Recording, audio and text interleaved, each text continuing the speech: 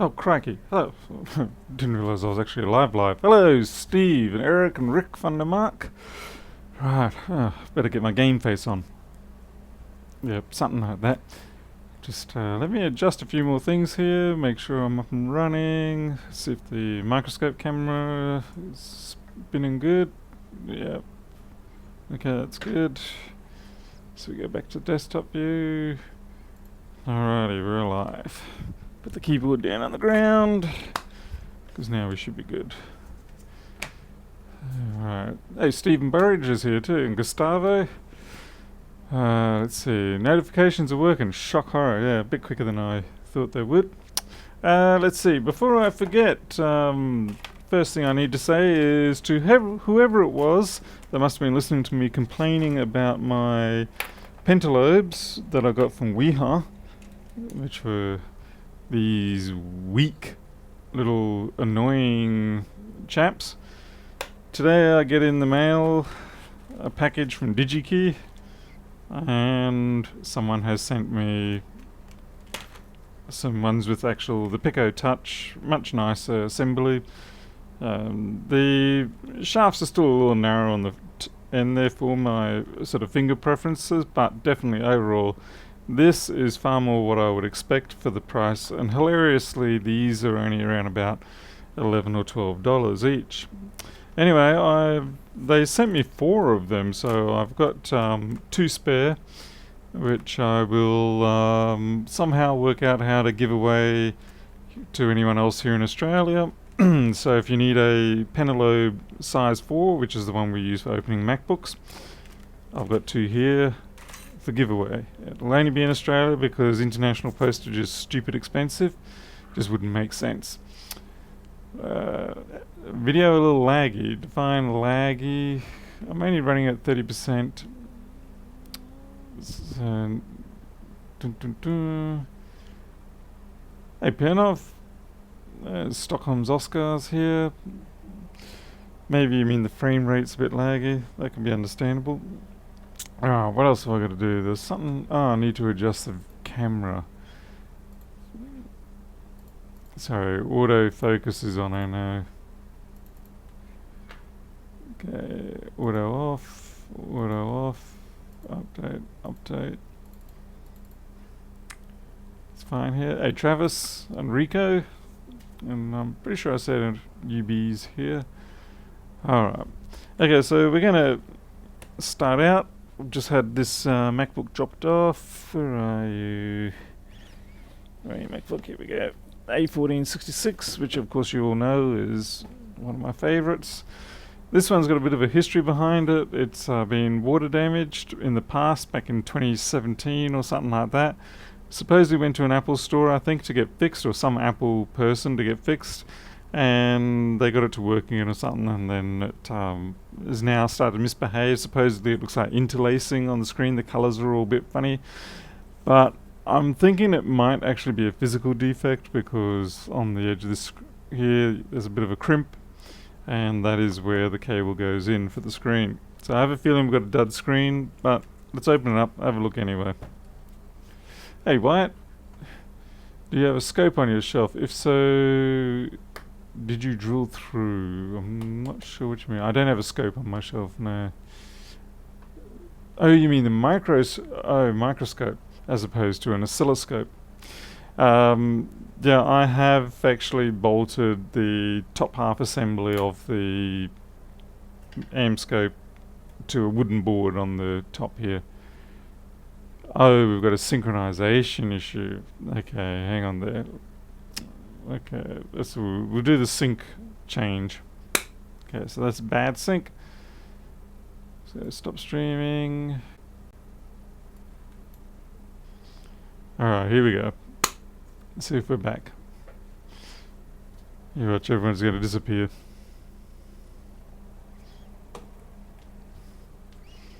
Better? Good. So it looks like we're back to the old problem that we had before. Let's see how it goes as the stream goes on. Might drift out. Alright, let's go to the overhead. Yeah, adjust the overhead. Again, I've been fiddling around with iPhones too much, and as a consequence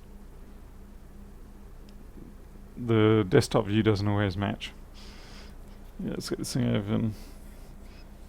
I've got screw missing, two screws missing. So let's try this new Pentalev driver, shall we? It certainly feels a lot better than the other ones that I've been complaining about. So if you are the person who was so kind to send these to me, can you please let me know who you are in email, perhaps? My email address is on my website, so yeah.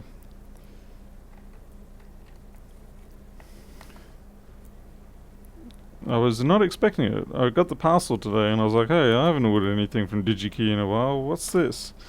And I was racking my brains and I was thinking maybe I had a back order of backlight drivers or something, because I've been waiting on them. So Wade, my 002 screwdriver, I'm not the 002. I'm still waiting on my Weehaw. Okay. Yeah, I can see damage down in this. What the heck? I can see scratchies here. Someone's definitely been in here. Let's have a look. Hey, Farfan. Hey, Wade. Wade, were you the one that sent me all the Pentalev drivers? What the hell, man? Yeah, that's been messed with. Okay. That's really not a good area to be messing with like that. Crikey. It's a 00165 board, by the way, for all those playing at home. Starting to feel like I'm Dave Jones there. He uses that terminology, doesn't he? Let's see. 3437, RU2023s. I just want to confirm something. My goodness, I need to get better organisation for my boards. No, 3437, 165. The matte, you're talking about the black matte or the fiberglass silicon one?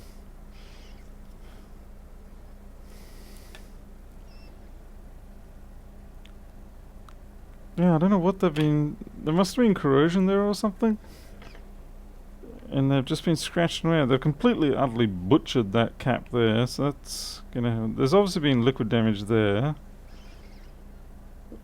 And there's been liquid damage while it's been on around here. And the screen's boggered. Well, that looks clean as a whistle. There's a little bit of markings under there, but nothing out of the ordinary.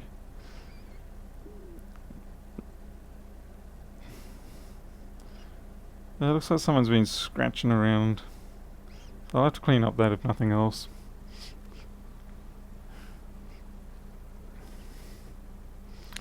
I want to do something like what you are doing as a hobby in the future. Any suggestions when starting? Let's see, if you want to get started, a bit like how Lewis says, the best way to get started is just to get started. Go find yourself a computer or find someone who... Why did that not switch back? It did, it's just a bit slow today. That's off. Find yourself something you want. Like maybe try find a A1278 or something like that, because they're cheap enough anyway. And yeah, try to fix it. And you'll no doubt encounter several issues here and there, but at least through the process you should pick up the skills, or at least part of the skills that you want. It's a bit like trying to eat, I hate to use this term, but it's a bit like trying to eat an elephant. And basically you just have to pick one piece and start. You get through it one mouthful at a time. And we're only using the term elephant simply because of the size. The end caps on that were broken off, so this has definitely taken a bit of a strike. Is there meant to be no face cam? No, that was from another... Thank you. That was from another job I was doing, where I didn't want my face on the shop. Okay. I'm feeling pretty tired at the moment. The damn kids have been waking me up at stupid hours. At 5 in the morning. I yell at them, but they don't stop.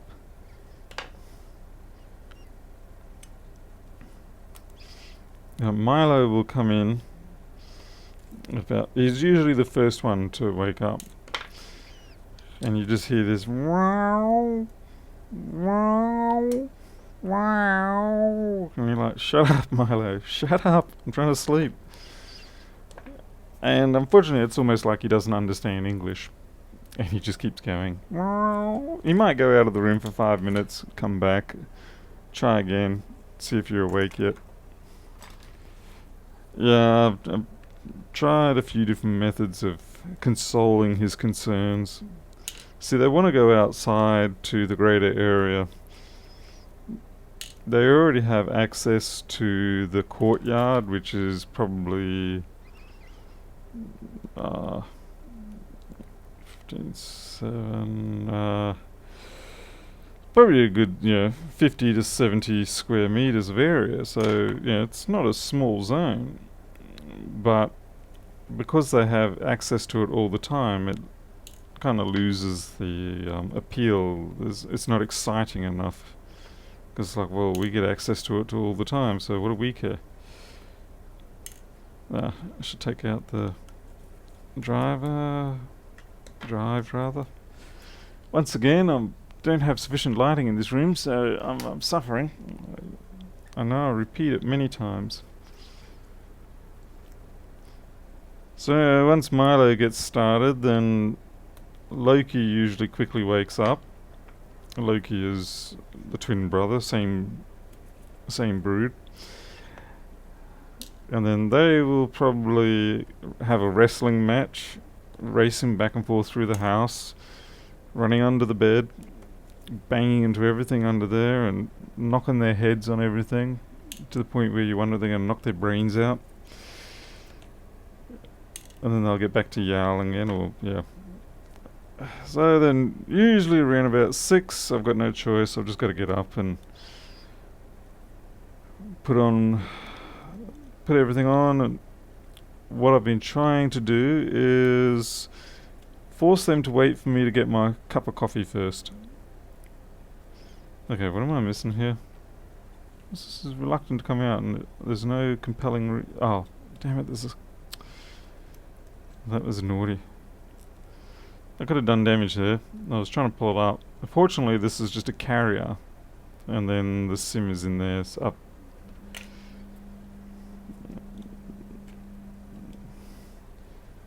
Alright, do we have any marks on here? Can't see any corrosion marks there.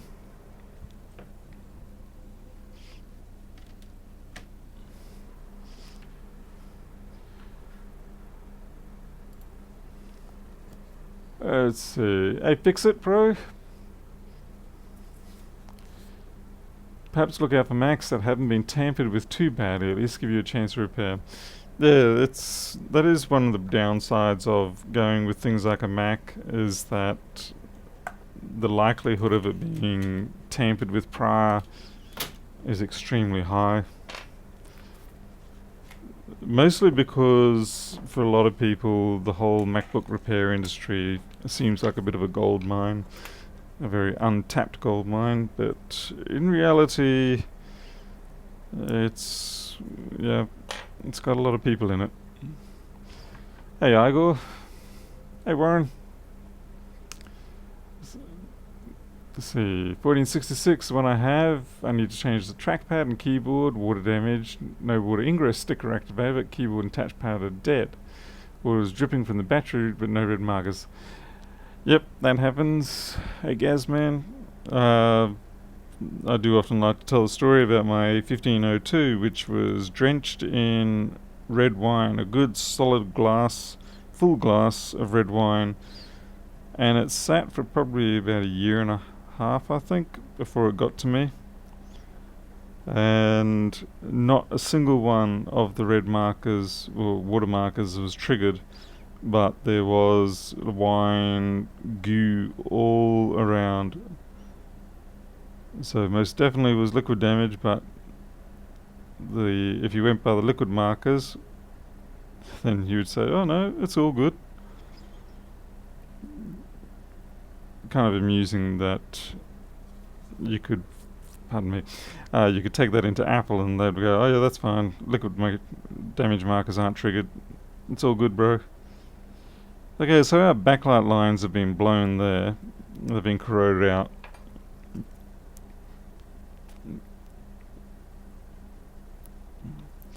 But I don't think they've been damaged. What's going on the other side of that chip?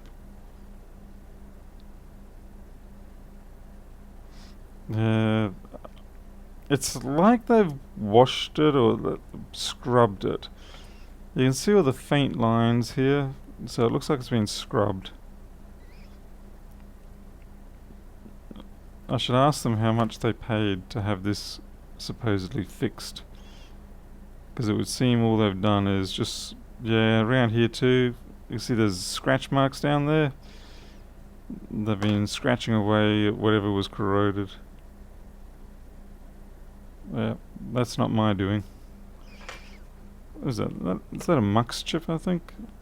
I don't normally deal with this one. GL3, I'll bring up the schematic and board view.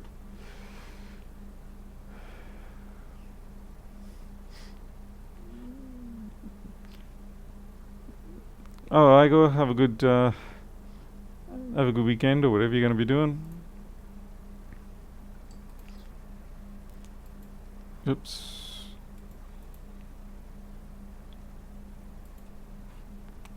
Just bringing up the board view and schematic. 165, please. Okay. Oh, when are we going to adjust my camera? It's funny, I've got a program here to adjust the parameters of the video for Linux items, but nothing I change does anything to the camera. Alright, so we're interested in this chip up here, U4500.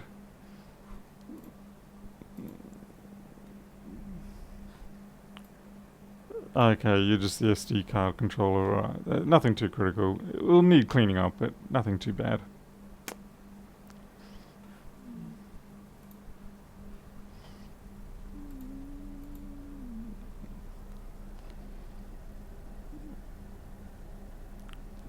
You can certainly see there was some corrosion up there. Half the cap's been chewed a bit. Down here, definitely. Now, of course, none of this really pertains to causing, or none of this really explains the cause of the interlacing effect, or color discoloration, things like that. Wow, it's almost like they tried to reflow that or something. And and the Wi-Fi's got damage on it too.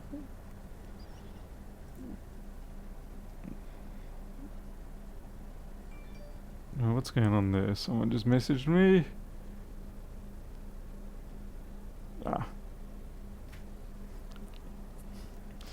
Just the bank telling me that I don't have any money.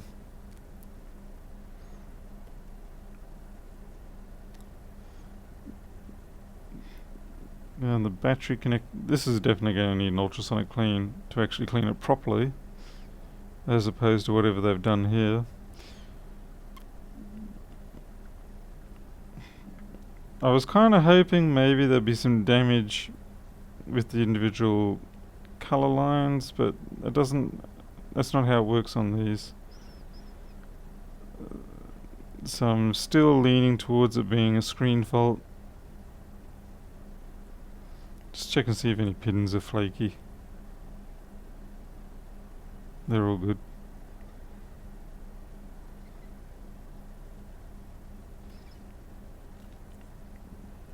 Well, let's fix up that cap. I really went and butchered that. Just get the Wi-Fi module off too.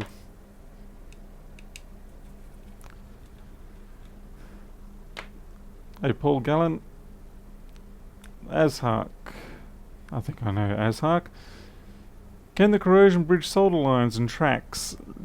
Not as a direct short per se, but certainly they can create a comparative, sufficiently low impedance join between lines, especially too if you got high frequency stuff running across them. In which case, yeah, there can be crosstalk, interference, things like that. Wow, that is a seriously smashed up cap. Warren Stamps, bought a copy of Flex Boardview, didn't get my key. Have you checked in your spam folder or something? Because basically, well, Warren, you can tell me now. After you did the PayPal, did it direct you back to a page at my website to give you the key and details? Because it's supposed to go back to the website and then all your details should be there. The key, the forum sign up, the password to get into the forum, things like that. If you didn't get any of that, then yeah, I'm going to have to go check over the code again, because it really should be doing that. What's problematic is it seems to be only happening with some people and not all people. Because when I test it, it all seems to work fine. And it's only around about maybe 10% of people. Hey, Nicholas Heidi. It's hilarious that it would go to spam, because it's actually been... Really, we've got sync issues again? Interesting. Okay. Give me a sec.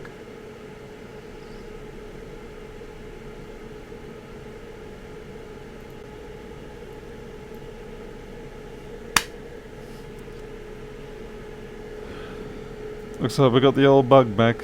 That's a pain. 2-second lag, that's brutal.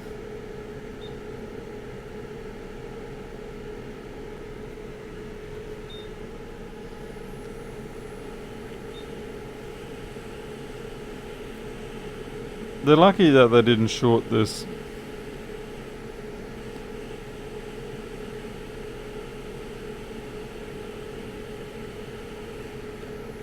Might as well get rid of that.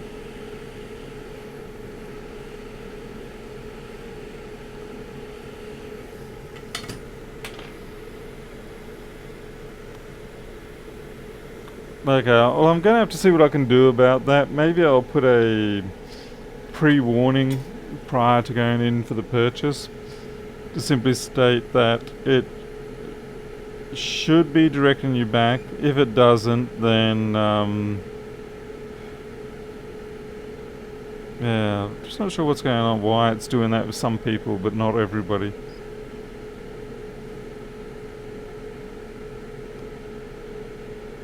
As you can imagine, that's a bit frustrating. Just like me trying to do that at an angle that is not actually going to work.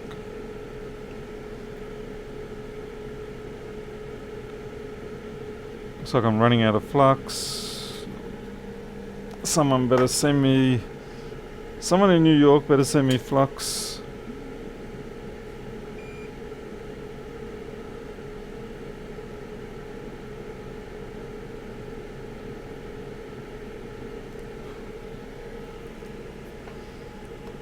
Hey, Digikey, what heat gun am I using? This is the Quick 861 DW, which is pretty much the standard for this industry.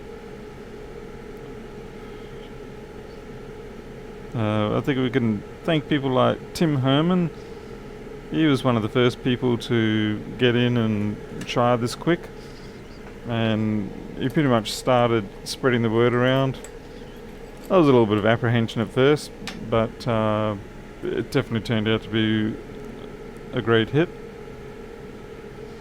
Alright, so we need to just put a replacement cap on there after they did a fine job of butchering the other one.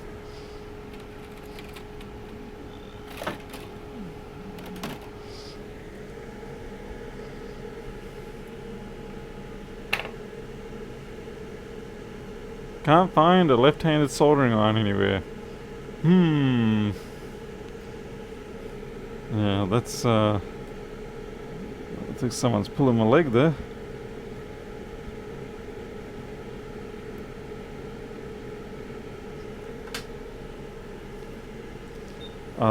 Lewis would say that ZX, yeah, Lewis would say that I should change providers. Well, that's all very nice and well if you live in the country where most of the providers are, but I'd say it's just a programming issue. They're probably, one of the parameters has probably changed on the fields that you have to pass in when you set up the page. Well, when you send your customer for the purchase off to PayPal. And it's probably just, yeah, probably just a little quirk. I'll just have to spend some time and find it.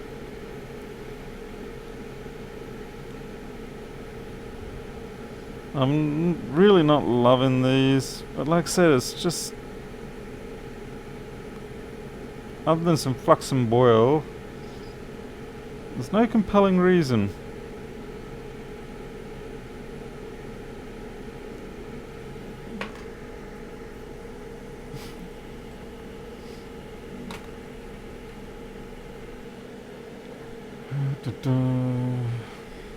What am I looking for? I am looking...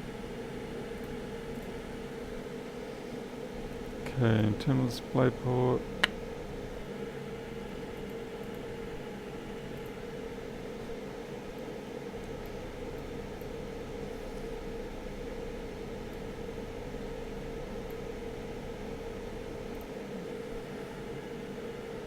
I'm just evaluating some things right now.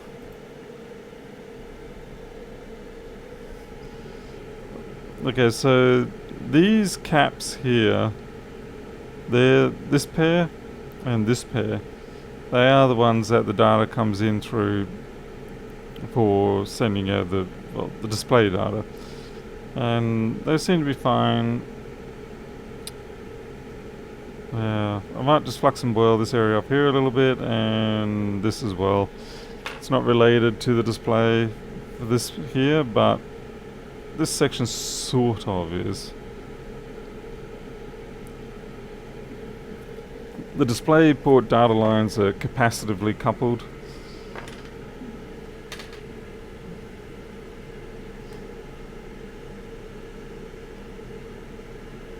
Rick Vandermark, yes, on the MBN.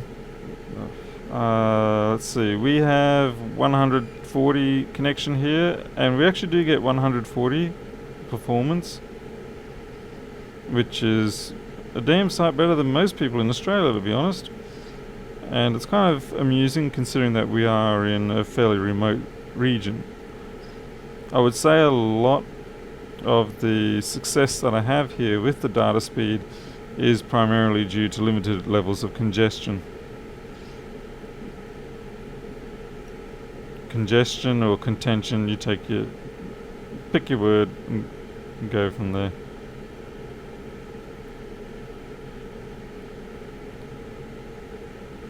Yeah, these caps are, I really don't like them.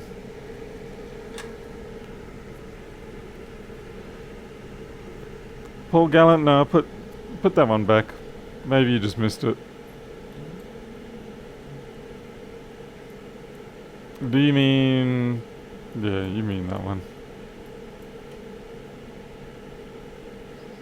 5126, don't you mean? Travis, no, these have the integrated Intel CPU.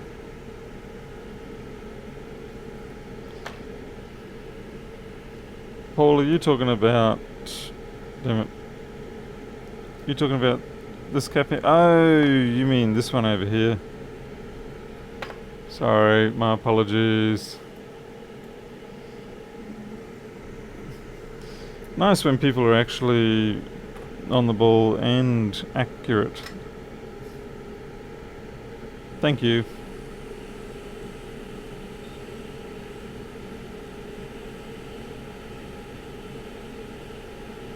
Did I mention I'm tired? Not that that's actually an excuse.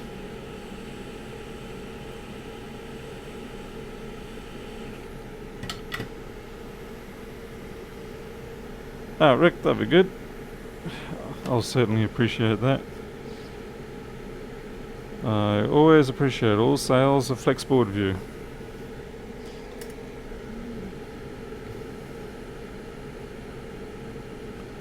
I mean, obviously, if you're just doing repairs for the fun of it and things like that, then buying Flex Boardview doesn't really make a lot of sense. Unless you're just simply buying it to say, here you go, Paul, here's a thank you sort of thing. But certainly if you do this sort of work commercially,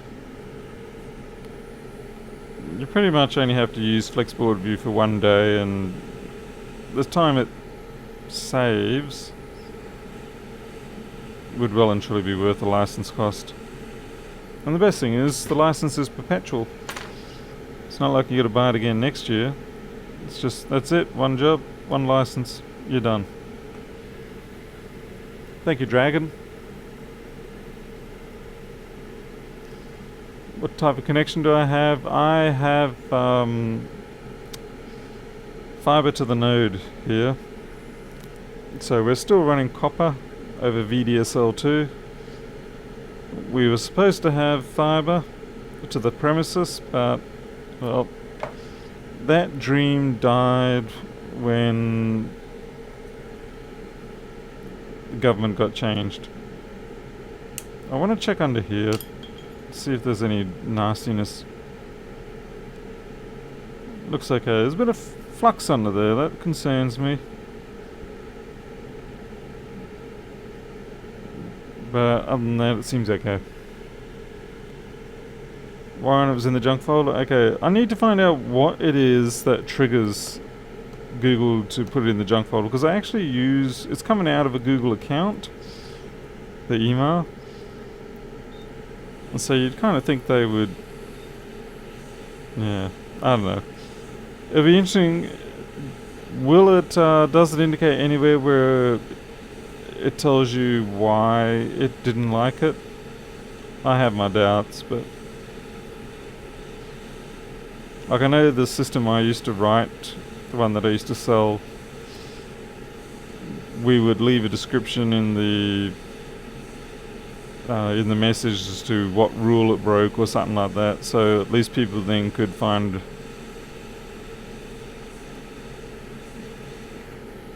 out, or you know, correct their emails to suit.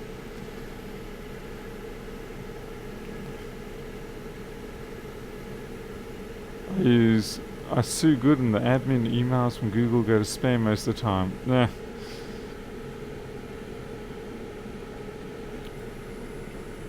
I used to, well, I still have, but I used to sell a program called Examime, and it was basically an email content filtering system for businesses.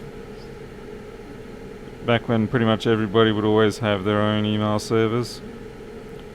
Funny how that's kind of gone back now to us all using someone else's servers.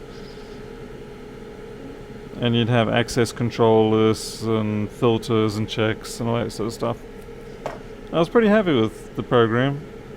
I sold quite a lot of copies of it. Even Virgin Australia was running it, so was Pumalat, National Foods, even National Australia Bank was using it for a bit.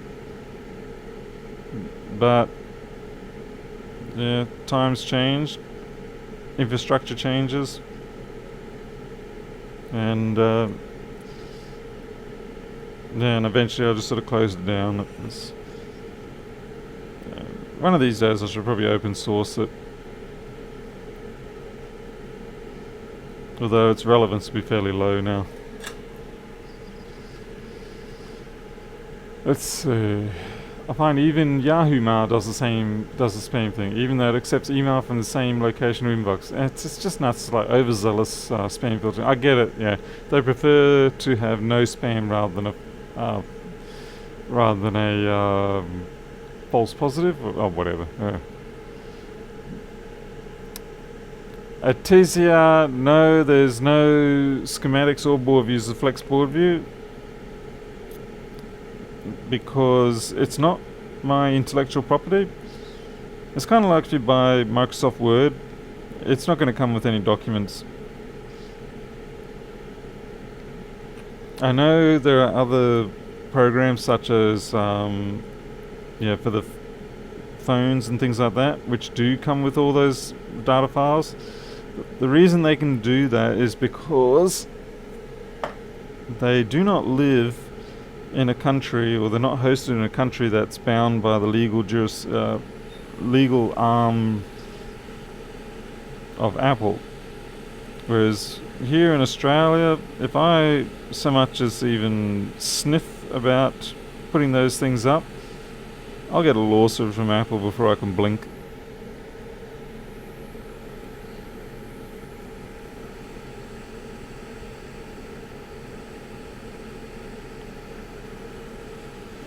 And anyway, you can get the files easy enough just off the internet. Just go to badcaps.net and search for what you're after, and it'll be there probably.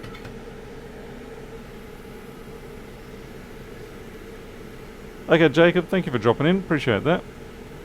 Hey, graphics.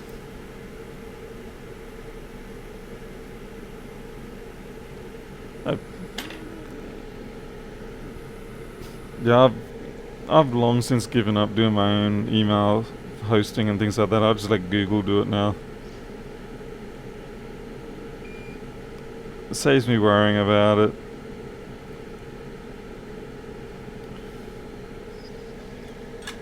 And I just claim it on tax anyway. Coax to the household, 125 megabit per second. NBN at this stage is too slow. The only trouble I have with coax is the fact that most of the time you won't even get... Whoa, that was a bit brutal, that one there. You barely get anything near that. Whereas at least I am genuinely getting the full 100 megabit per second here.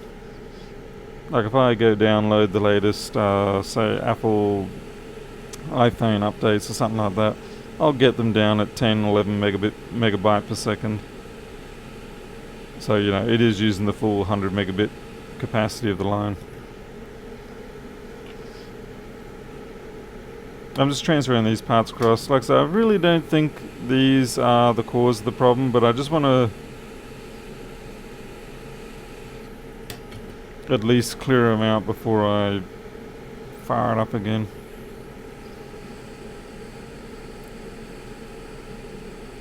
I know it's out of focus, I'm sorry.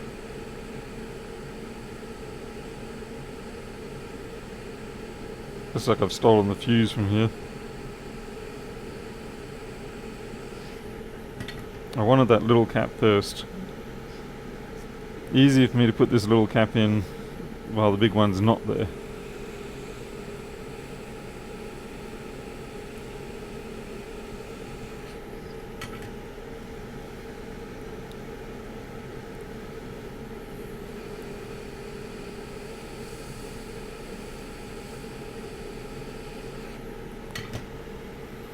Hey David Parker, good morning. Hey Stevo from Ireland. Such a lovely place, Ireland.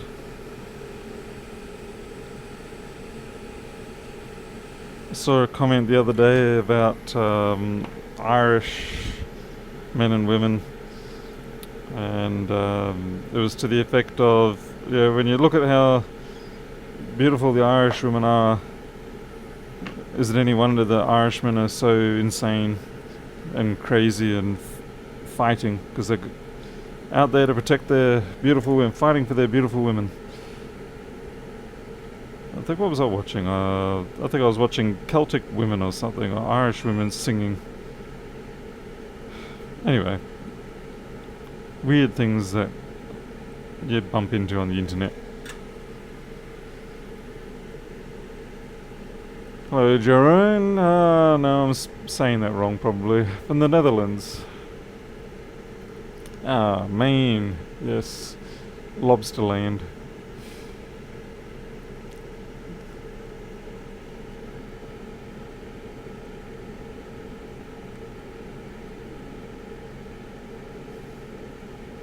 Yeah, I don't think there's much else. Oh yeah, I forgot about that connector.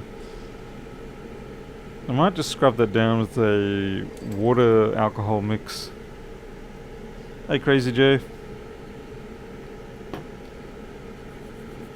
Now it's okay that there's water in this. You see how quickly that just washed away that what looked like puke? If I had used simply pure alcohol, it would have still been there and I would have been scrubbing away. But now that that's been washed away, I can hit it with pure alcohol and that gets rid of the remaining water and it's nice and clean.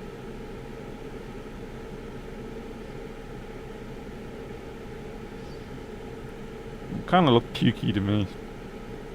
Either that or it's milkshake. Can be hard to tell the difference at times.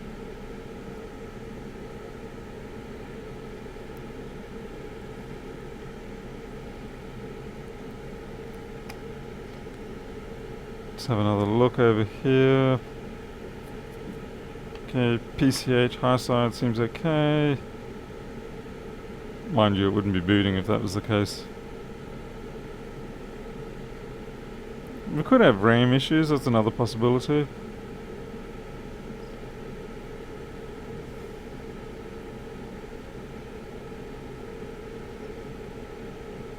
Very interesting if it is.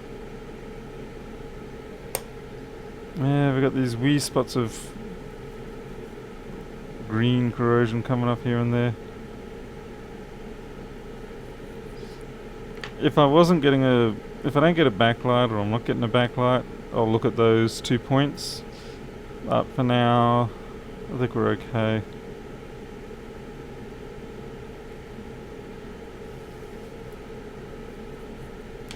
Alright.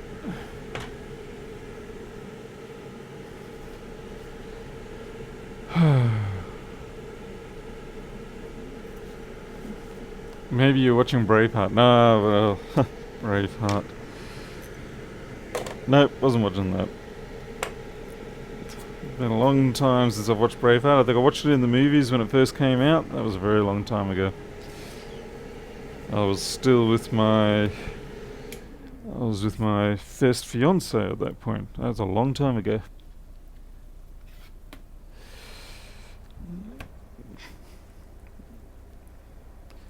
Now, I've only been married once, as in my current marriage, but I have been engaged twice.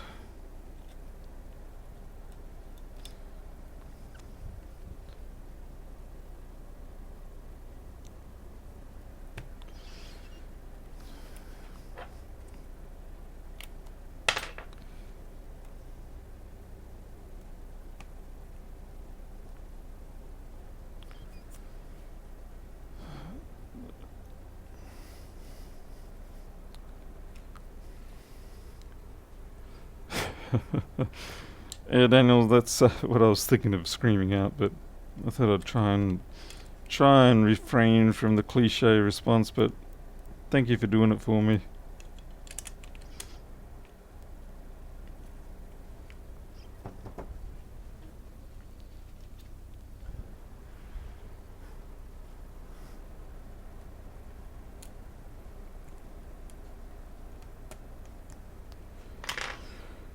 Alright, that should be enough for us to test. Scratchy nose. Let's see. Whoop. Activity happening. Whoop. There's a snake under the bed upstairs. I'll be back in a jiffy.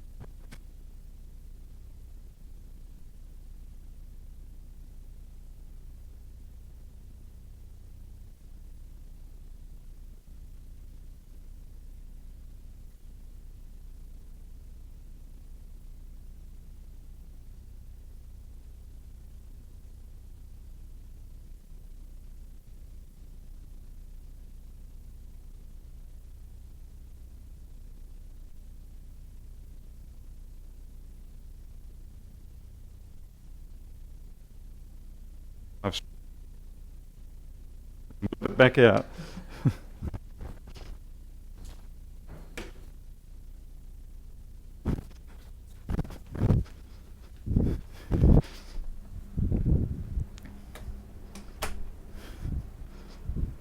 Alrighty. Okay, no snake stew, I'm sorry folks. We have our snake here. Now this is, yeah, we're changing topic here a bit. Need to find a container to keep this chap safe. Obviously I'm going to let him back out, but for the moment he's going to be a bit of a show and tell. Alright. This is about one of the most inoffensive snakes you can get here in Australia. This is what we call a blind snake. They look like earthworms, but they're definitely not. This poor chap's taken a little bit of a beating. Hopefully he's okay. Yeah, they're vigorous little things, and they love to wrap themselves around your fingers and sort of like form knots with themselves. And like if they get amongst the grass clumps, the like groups of grass, it's almost impossible to get them out. You just have to let them relax and get out on their own. But these chaps eat termites, and they're blind, obviously as the name suggests. Yeah, he's taken a bit of a hit here. That's really unfortunate. Hopefully he can heal, but I don't have my... he's still got some activity on his back, so he's okay. Alright, I think we're going to let this little chap out. But yeah, fortunately this one fairly safe. No harm. You're not going to get hurt by this one, unless you're a termite. But yeah, let him go. He wants to go. Yeah.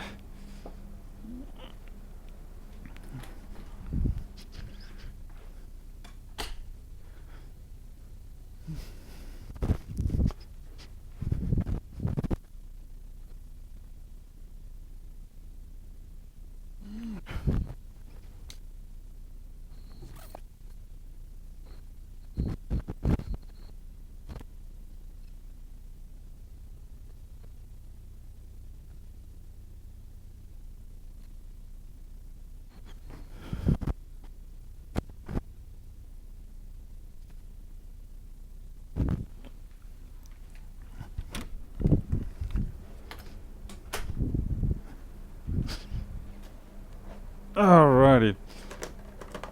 If you do come to Australia or you're whatever, with the snakes and things like that, unless you're absolutely 100% sure of what you're handling, please don't handle them. Very easy to get bitten. I'm not a professional snake handler myself at all, but I do know those ones particularly well.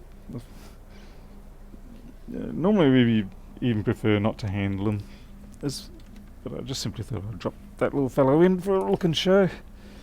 Let's see. Next in my amazing bag of tricks is finding the right cable for this. Here we go.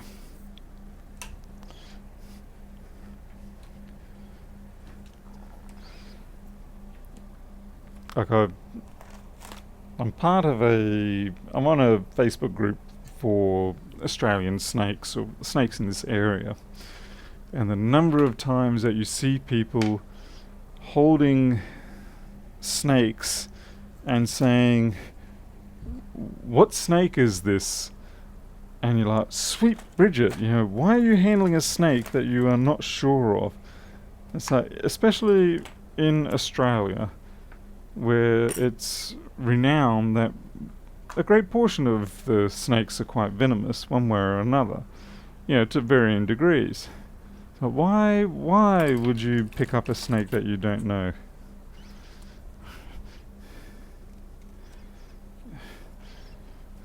Death wish, maybe, I don't know. Okay. Fan spin. This is a 165, so I'll just go straight into booting, hopefully. Hey Ed. Yeah, triple hole, that's pretty much all they eat. It's termites. There's a couple of variants around here, but I think that one's also known as a flower pot snake. Okay, we got a weird glitch just then on the screen. I'm almost certain this is a bad screen too. We'll see. This will pop up sooner or later with a white screen. If they, oh yeah, that's a bad screen. You're glitchy as hell, that's for sure. I would 99% say that's bad screen. But I've got a way to test. I'll just get another one. One with a working screen, obviously.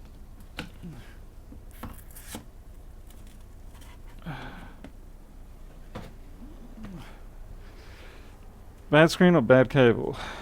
Well, I guess we'll find out.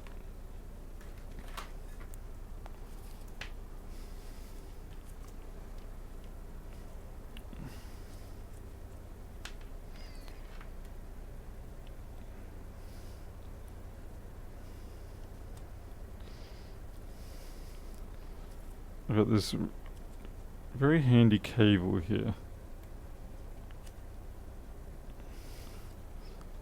That allows me to connect. It's an extension cable for these screens.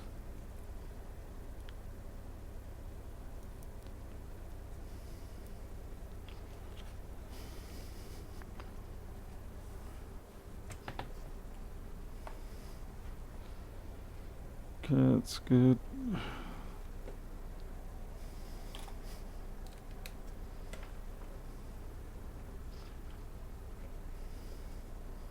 Let's see how that goes.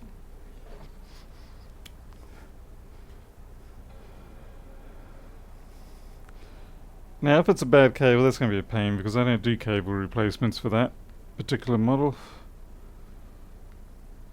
By the way, anyone in Australia who does do screen refurbishments, cable changes, please let me know. Because I do get a moderate number of these situations.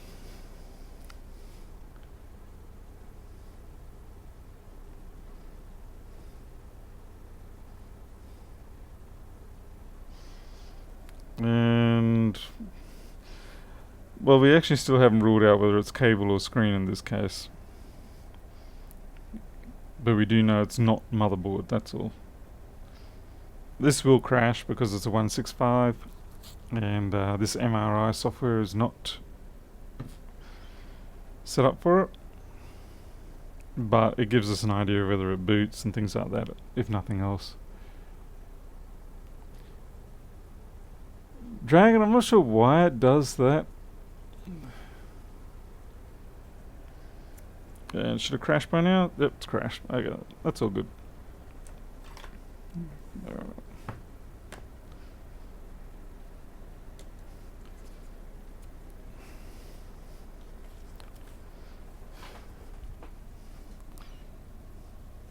Okay, I'm kind of curious. The people who said bad cable, what's your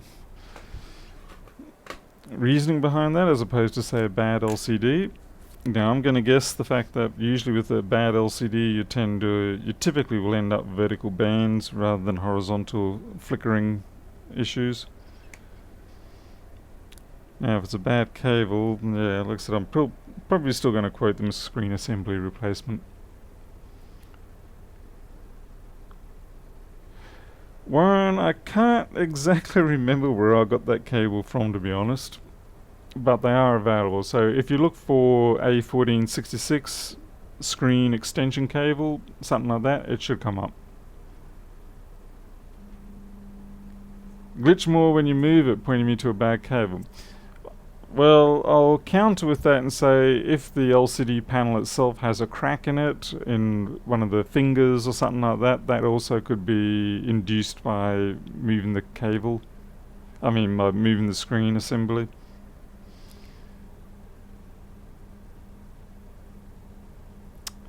I mean, obviously, at this point I would simply say to the person, well, we need a whole new screen assembly anyway. I mean, they do have a dent in the back corner. So back in here, and it is on the screen. So certainly something took a hit. I personally can't see any. Hey, Panov.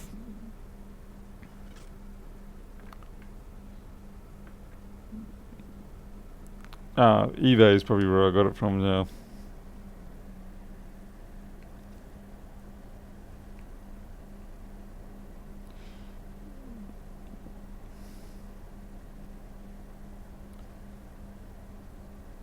We've got some chewing out here. See this sort of chewing?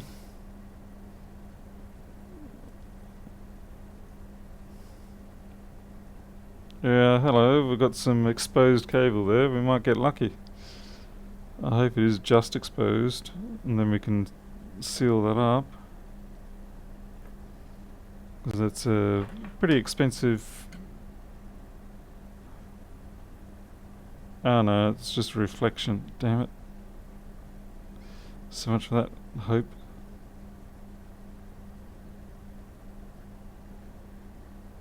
It genuinely looked like fibers of the flex.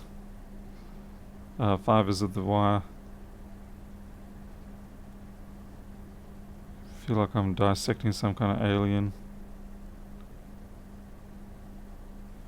There is some copper definitely down there though.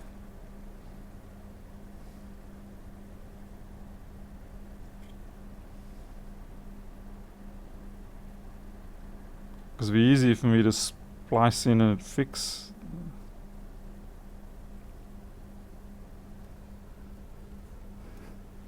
Hey Greg.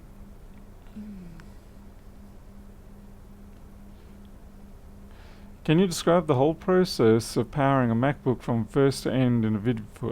Probably not. Nope. Nothing against you personally or anything like that. Just a case of... Nah, it's not really what I do. I mean, I have a hard enough time even finding time to do an edit of any video these days, let alone anything else.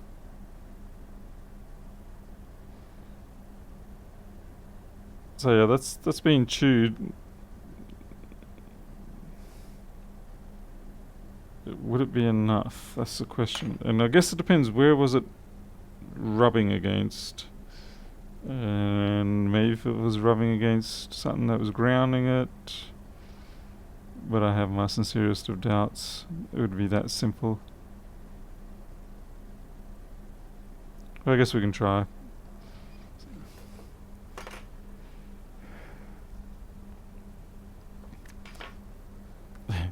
The snaky wasn't that big, thankfully.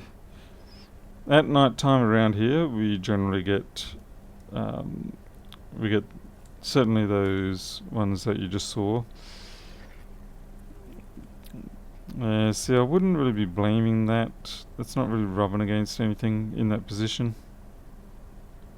So I might just separate that out a little bit. And see if we can then wiggle it to make it misbehave. Stray77.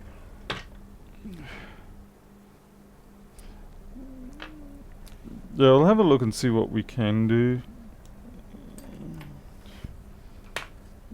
Because it can be much easier or much nicer if we can just fix up that cable right there, rather than having to do a split out the cable from the display assembly. Because with these 1466 displays, the other end of the cable, it sort of hooks in back behind the LCD circuit board. I've never had any luck replacing them yet.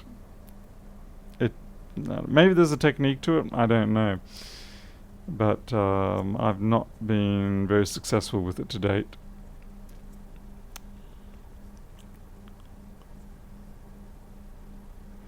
Saw some documentaries over how hard the Australian Customs and Border Security is on Asians who bring dead plants, strange food, protect their wildlife while half of Australia is venom deadly. Well, yeah, we do have a bit of a serious biosecurity issues here, and it is one thing we actually try to do well. Okay, now I'm going to move this cable. I'm not moving the screen. Yeah, I'm flexing this cable and nothing's happening. I'm going to bet if I press down here somewhere, it's probably going to... I'm pretty sure there's a crack in the...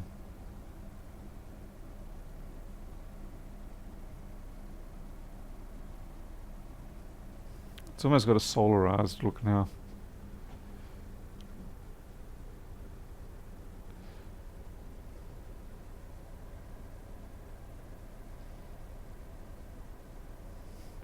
So moving that back and forth just then should have, if it was the cable, generally upset it. Let's try to twist the display a bit.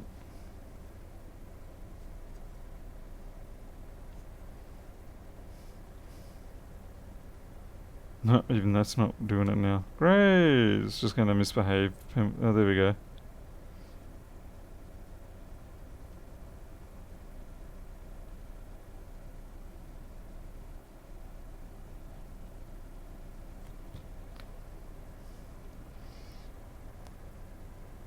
It's weird that it's solarized.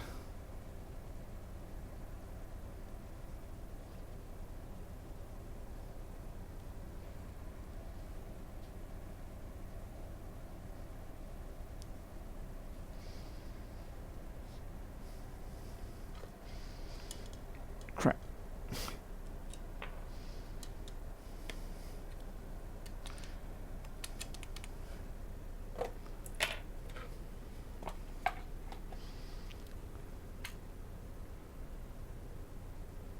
Why would I disconnect the I/O board? You wanna give me a explanation on that? We already know if we plug in an external screen it works just fine. We're just trying to determine whether it's the cable or whether it's the screen.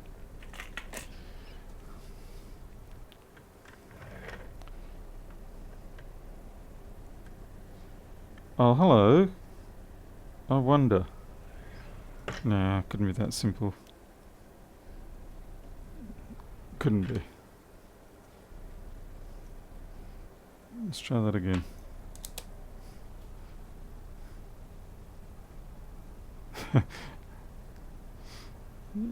Yeah, well, let's see. I haven't. I'm very curious to see if this comes up good now.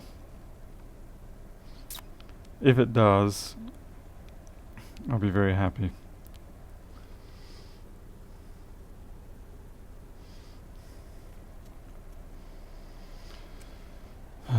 Come on, hurry up, hurry up. It doesn't make a lot of sense to me as to why it would do this, but anyway, let's see what the results are. Man, I hate having to wait so long to get your answers. No, unfortunately it wasn't that.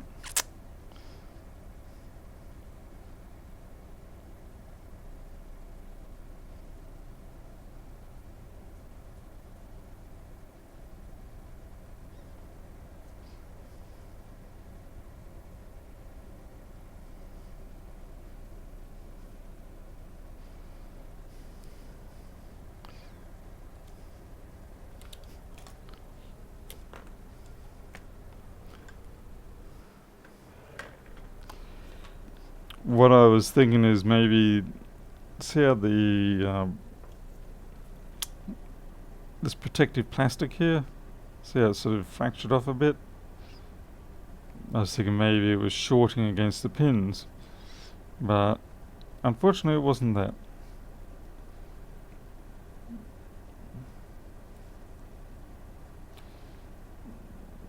It is rocking in the middle there a little bit though. Okay.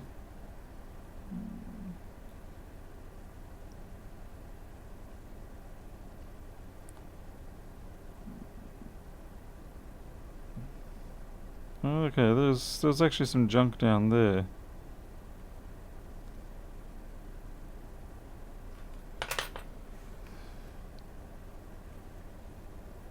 Tell you what, you wouldn't spot it.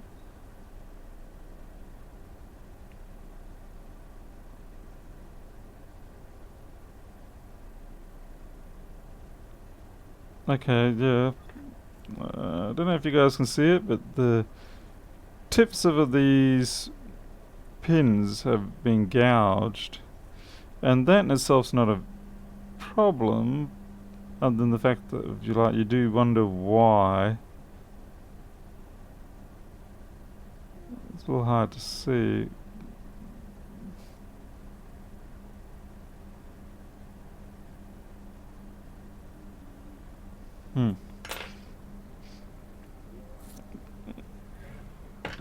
Let's pull it down and have a look at that connector again. Maybe I should just try to replace the connector. You may sort of go, well, it worked fine with the other screen, but then maybe because the other screen had a different connector, the mating is different. And because the mating is different, it doesn't exhibit the same fault.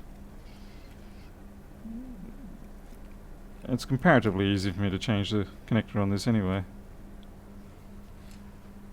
Wipe with alcohol, yeah, that's one possibility.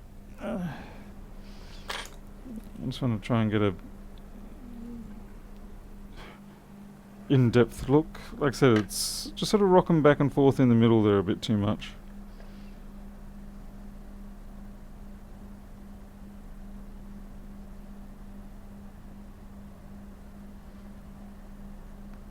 I mean, honestly, I wouldn't have picked that as being faulty at all.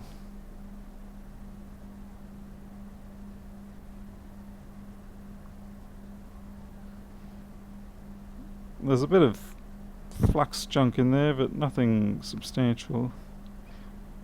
And I really can't see any obstruction.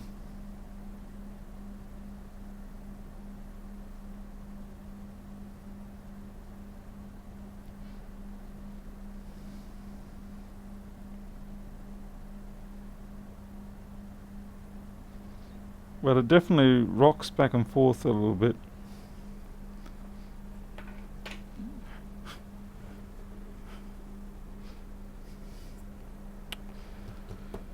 What am I looking for? Oh yeah, the assembly itself.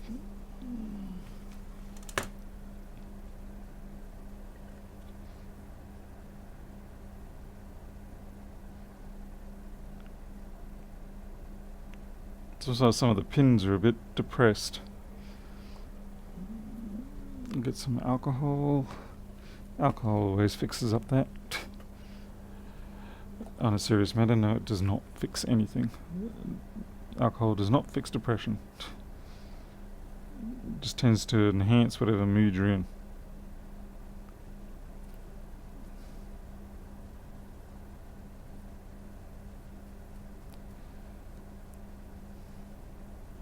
Oh, the other reason why I wasn't overly thinking it would be the cable is because the solarization tends to mean it's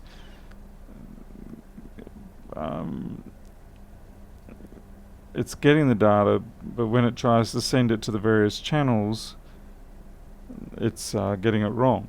Like it can't activate, the red, the green, or blue, or something in that area is not going right. But it is actually getting the data in the first place, which means the EDP lines must be working okay. May as well do a 6+ touch IC. Oh yeah, why not? I'm just going to scrub out the connector. I knew I had my reasons why I'm thinking it's probably more the LCD panel. And yeah, it's because the data looks intact, it's just being decoded wrong. Or displayed wrong. It'd be different if you had a separate RGB type lines on these boards, but you don't.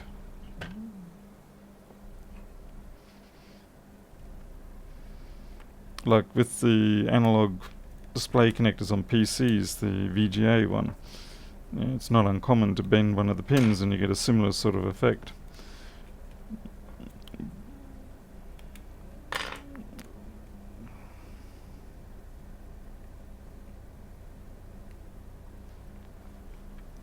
Now, if you're sort of thinking, well, you've decided it's a screen panel, why don't you just tell the customer it's a screen panel and be done with it? I guess because most likely the person, once they find out it's a screen panel and they hear the cost of replacing the screen panel on this, they're going to just sort of go, no. Whereas I would prefer to be able to fix it without that. Even though these are fairly old machines now, they still cost a pretty penny. I'm going to leave that up. Still worried about that bar shorting out some pins.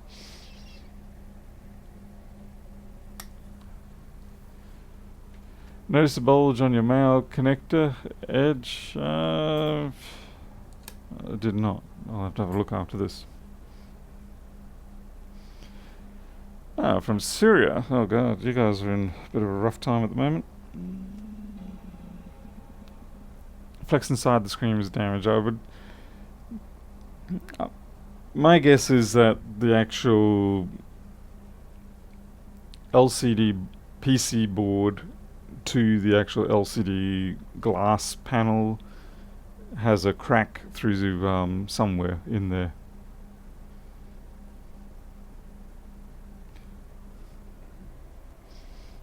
That's my theory anyway. Based on the fact that I've got a whopping great big... Well, I shouldn't say whopping, but... Yeah. Yeah. No, I'm just gonna... Yeah, I'm gonna leave and say... It's a panel job. I'm not even gonna try to say, well, we can try to replace the cable and all that, because it'll just cause issues later, in the sense of the person will go, okay, fine, let's try the cable, and then you go through all the drama of replacing the cable and you find that that's still faulty, and then the person's going to go, well, you said it would just be the cable and I don't want to spend any more money than that. And rightfully so. And the trouble is, you've already invested money into the time and the cable to do that job, which didn't end up being successful anyway. And so you become cranky about the whole job, and things just don't go well. Whereas if you just simply quote them for a replacement panel outright, then it's done and done. They either go for it or they don't, and there's no issues.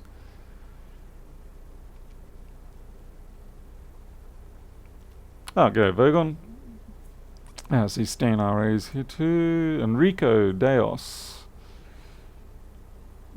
You said about the voltage on the thing. We'll leave that now. From Saudi Arabia. Oof. On the PC laptop, the cable goes after the hinges go. Oh, yeah, that definitely on the PCs it will. Alright, so that's the 1466. We'll put that into report to customer and then come back.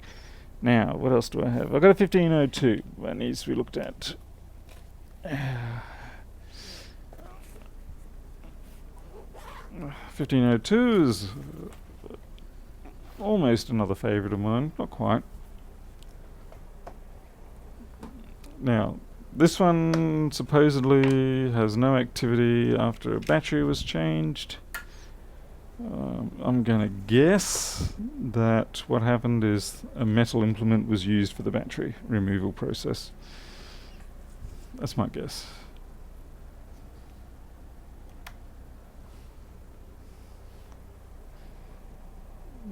We've only got 18 milliamps, so yeah. We're not automatically turning on. Oh, here we go. We had some blip. 18, 130. No. Something's very dead there. Okay, I can feel there's no battery in it. So yeah, my guess is blown SMC, blown ISL 6259, all that sort of stuff. Oh, amazing, I didn't scratch it. It's the only trouble when you're using new tools that you're not familiar with in handling. You get a little bit sloppy sometimes, and you can have events like that, scratching. So I'm just going to take it a little slower, take it easy, breathe a little. Probably doesn't help that it's 11 o'clock at night and I should have been asleep probably an hour ago. G'day, Mr. Bailey is me. No, I'm saying this is probably a foreign keyboard type one.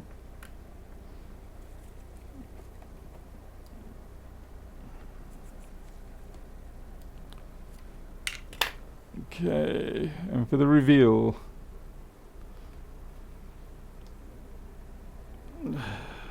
Can't even get it up. There we go. Scratched my finger.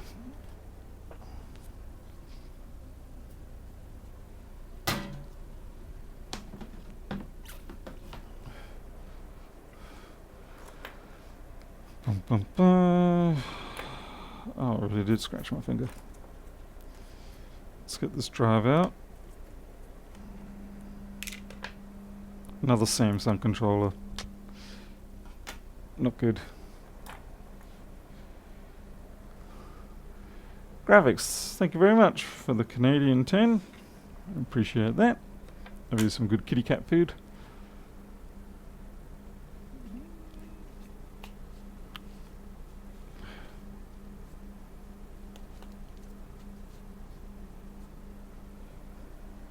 So let's have a look.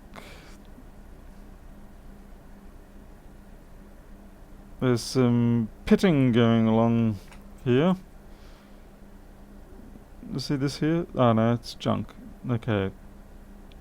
So what looks like that? Yeah. Okay, let's have a look around. See if we've got anything that's noticeably popped.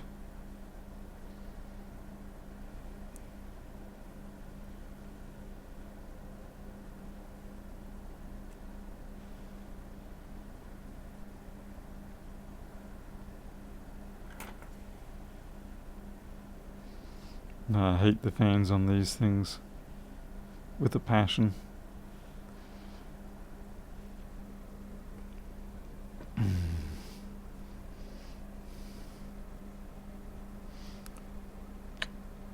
Okay, what board is this? The board number will be revealed under there. Just because.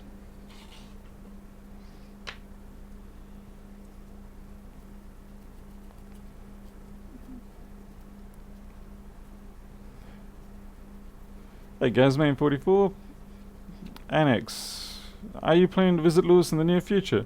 Well, I'm certainly planning to visit Lewis, maybe. But unfortunately there's, a certain reality of commitments I have here which make it quite difficult for me to be able to do that.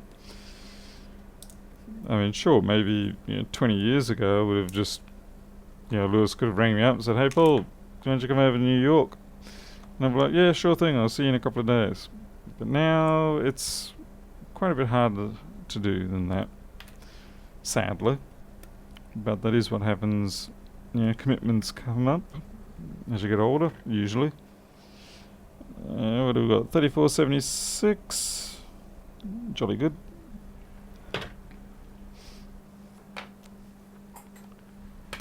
Hey, Nuts and Proud.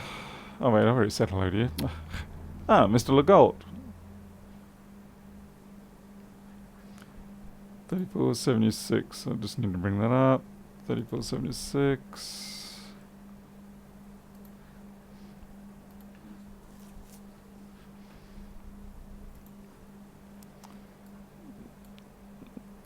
Okay. Ground. Okay. Let's see if we get a. Let's see what our PP bus is. Hey, Bobby Gordon. Roll, how long have I been doing this? Do you mean this stream or just in general?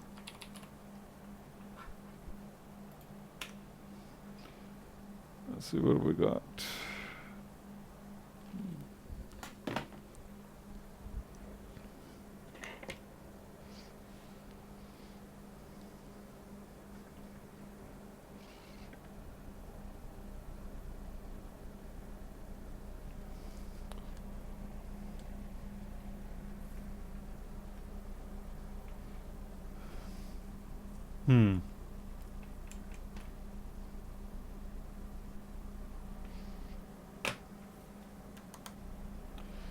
Well, I do get an instant green light.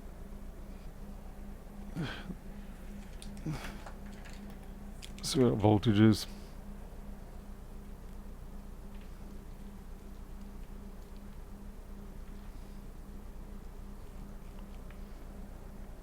No fan spin, of course. 1256, so SMC's alive and well.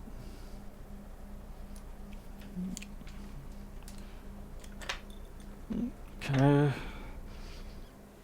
And we've disconnected the daughter board, so that's not that holding down. Let's just disconnect the keyboard and the other flexes as well, just in case they were holding it down.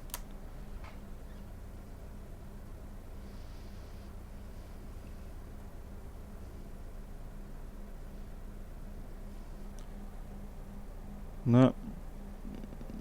I'm seeing it blip up and then die, so we've got a short somewhere most likely. Alright, let's take this thing apart, get the board out. It's almost inevitable that we're going to have to do that regardless, so may as well do it now.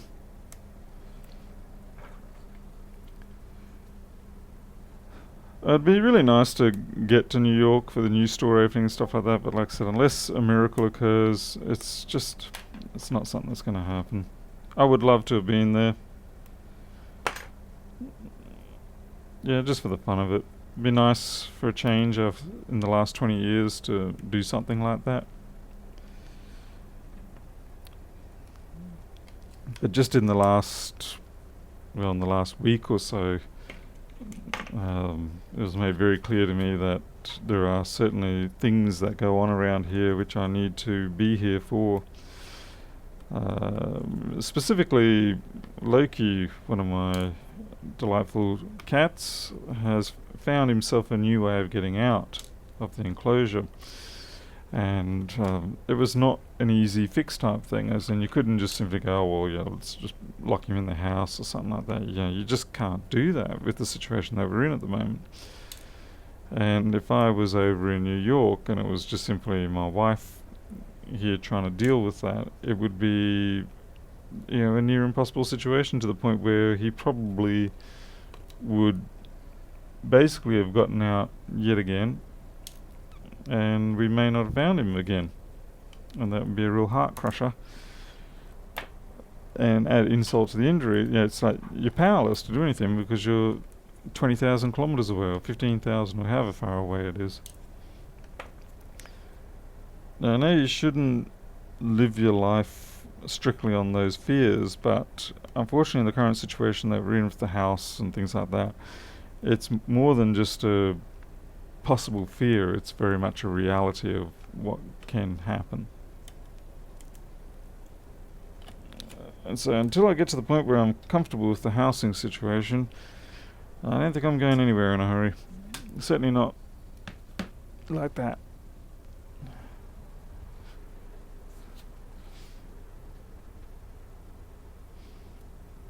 What's going on? Buffering? God damn. I don't think that's me. Still evening, 23:11 at the moment.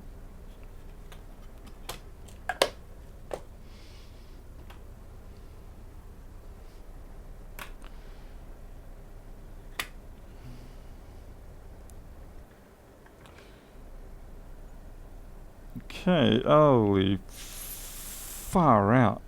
Right, well that'll be why. Holy dooly, yeah, that's... I thought it looked a bit weird, and that's well and truly destroyed. What else have we got that's destroyed? That BIOS is just... it's a goner. Wow. Okay, that's camera. That's... I've never seen corrosion quite looking like that. That's something else. Yep, told you I should have moved the board out.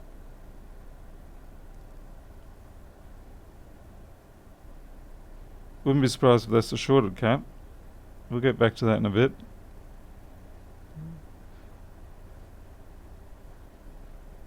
So BIOS down. I'm amazed it even booted. And that looks like... it really looks like someone else has worked on that.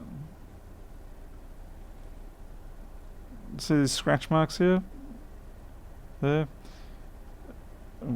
And liquid there? It's like... I don't know what the liquid's from. But yeah, somebody's worked at this, I think. Maybe they've used a fiberglass pen. That's amazing. It even tried to boot. The other side's not much better.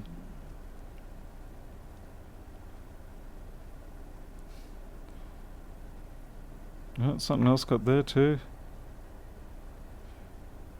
I might have to take that edge strip off.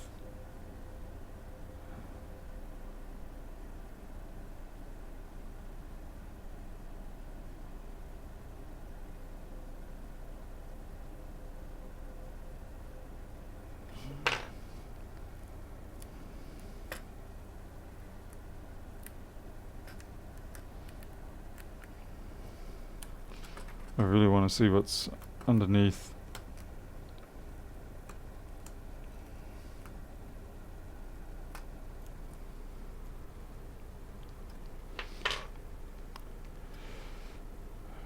Let's see, what's not so bad. Perhaps you can be in New York via Skype, YouTube. Yeah, probably could, but I'd probably be forgotten. I mean, it's certainly an interesting thought. I am still waiting on Lewis to get his act together and get his interview with me. I'm not sure who's going to be asking the questions.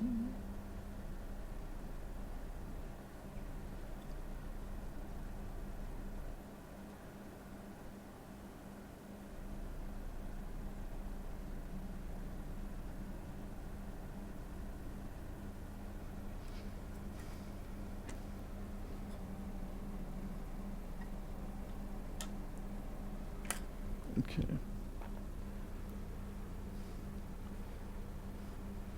Hey, ITM2. Yeah, I'm disinclined to get that hopeful. Guess we'll see what that part is. Make sure it is a cap. I mean, it probably is, but we want to be sure. Let's see. Bottom side of the board.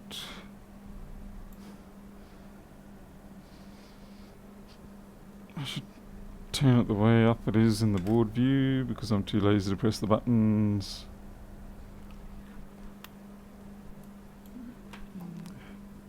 And Al said he'll be back at work today. Cannot stand the boredom anymore. I'm not surprised.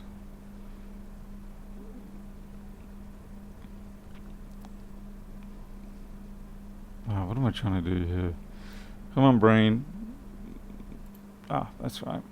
Alright, so it says here, it's an inductor. Yes, that's why I wanted to check. So what do you control? Okay, and you are the camera. So that in itself shouldn't really have killed it. I'd say it's mostly like the BIOS, but that is really weird still that that's a... Anyway, I'll get a replacement for that. So 2936 was it? Oh. What board code's this? 3476. Yay. Guess who probably doesn't have any 3476s? No, I should have. 4924. I'd probably be able to use a 4924, I'd say anyway. Worst case scenario. Maybe. Maybe not. 3476. Dodge that bullet anyway. Yeah, it looks like solder mask, but I can tell you it's got a slightly furry consistency to it, so I'm gonna definitely say it's some sort of outgrowth. It's just weird, you don't normally see that with an inductor.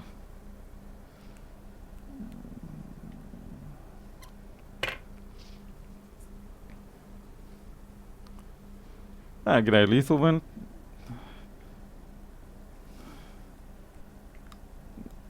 Good to see you coming back to life again. I'd say we missed you, but I don't know, is that lying? Just kidding.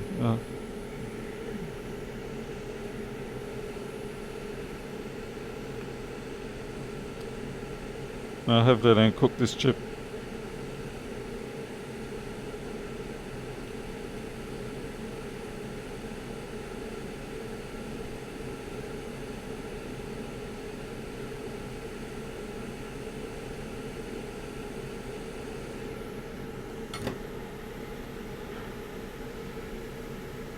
Who the heck is Shad?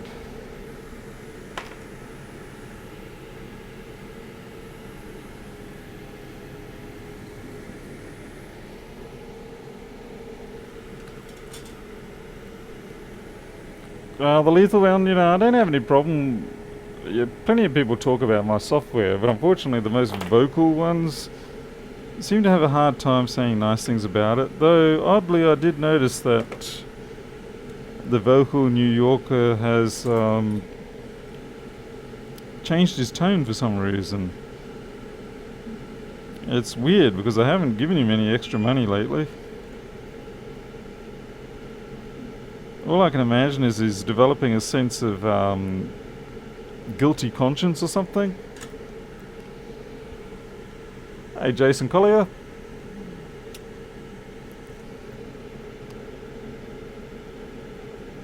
Anyway, it's just weird, particularly as an Australian, where taking the mickey out of each other is pretty normal. To then have someone be nice, it's like, what's going on? This is a strange sensation I'm having.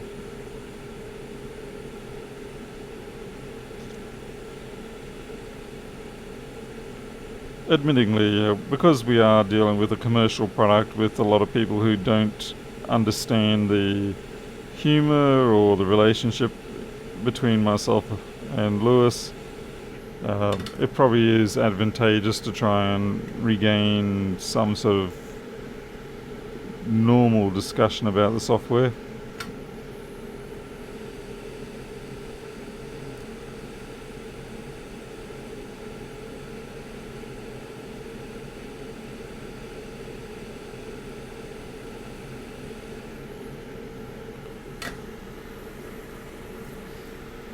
Taking the mickey out of someone just sort of means, giving them a hard time, but jokingly, making fun of them, things like that. I suppose another term would be like, taking the piss out of them, sort of thing. I have to say that quietly because I don't want YouTube knocking me off for that.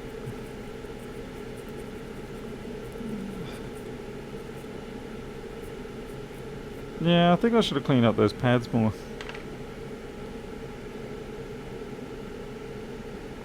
It's still bleeding. I think I jumped the gun a little bit there, putting that back on. I should have given it a better scrub down.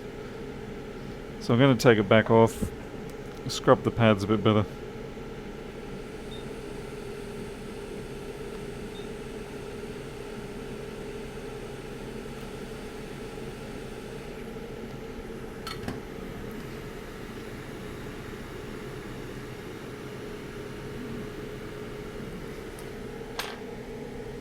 At least they are truly massive pads. I have no idea where my surgical knife is.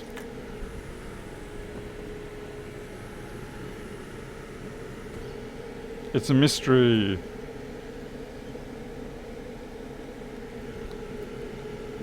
Maybe I'll come in here at the dead of night, grab my surgical knife and go out, stab a few people, and then sometimes I forget to come put it back.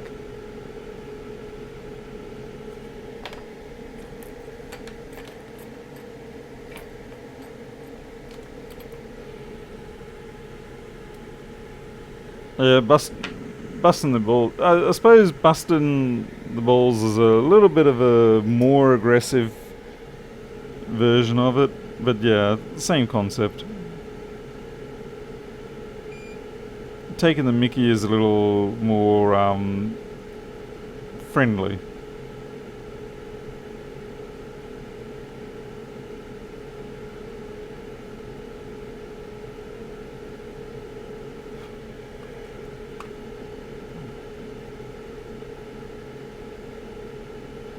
Wow, this thing's really bleeding still.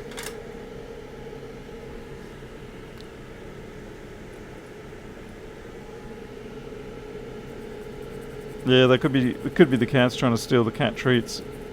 I shouldn't laugh about that because there's a particular cat treat or biscuit that we used to buy, and the cats loved it and we were happy. It's like, yeah, the cats like the biscuits. But when Micro got diagnosed with diabetes, we kind of had to cut back on all of that stuff, and so we took the biscuits off the menu. But the thing is, it seems like they put something in the biscuits to make the cats crave it, because we still have half a packet around in the house, and they know wherever we put it, they go hunt it down, and it's sealed and everything, but obviously not well enough. And they hunt it down and they meow at the cupboard for it. They're like, "We want our biscuits. We want our biscuits." And we just have to get rid of them entirely. Definitely they put something in it to make them crave it.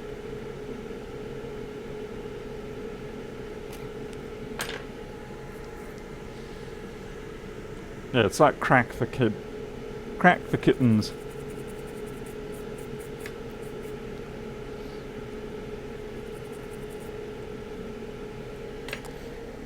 Man, I really want that knife. Where are you?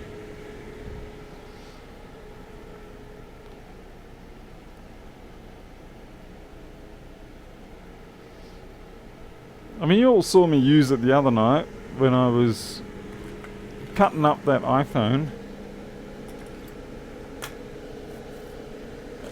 And honestly, there's no point in me color coding things, because I've got so many colors on my bench right now that it's just going to be more color.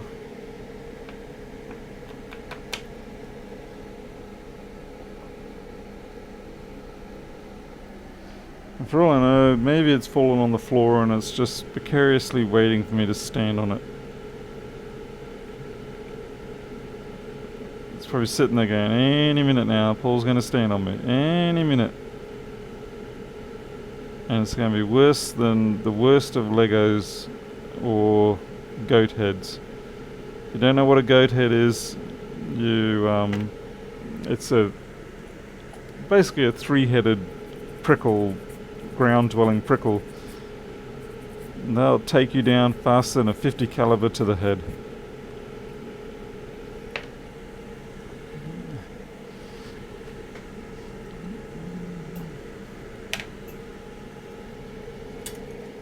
Honestly, if you take a group of kids, people, we'll say people because it's less illegal. You take a group of people, make them walk barefoot across a field of goat heads. It'll be like watching Saving Private Ryan reenactment on the beach and just seeing all these people go down. It's horrible. It's just horrible.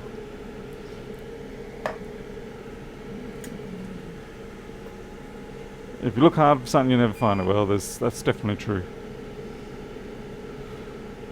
I'm glad I took that part off,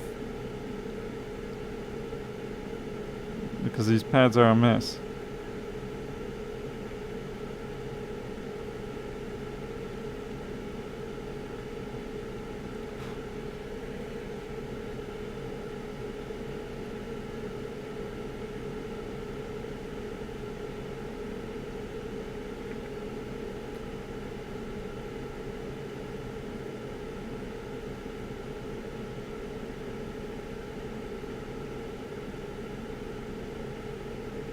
Be careful I don't lose everything.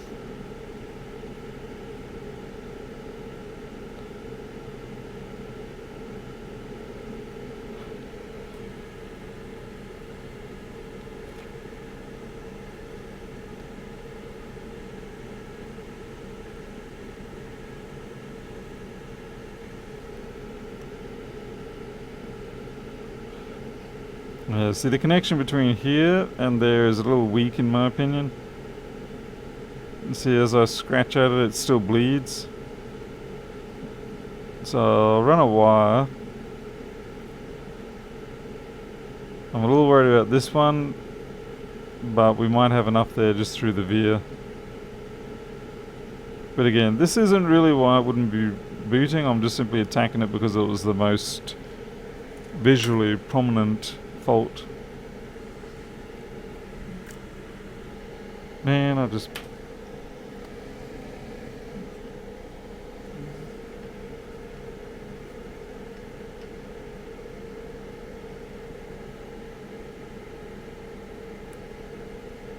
I'll learn to clean my eyepieces a little more frequently.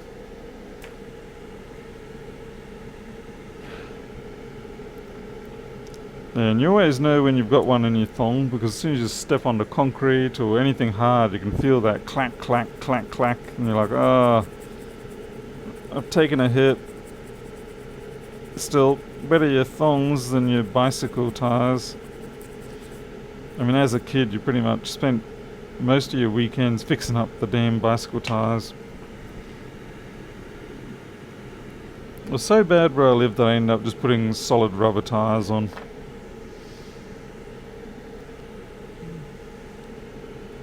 Oh yeah, people, that's right, the old... In Australia, flip-flops are what we call thongs. Okay. And in Australia, the word fanny refers to things you're not supposed to talk about in civil society.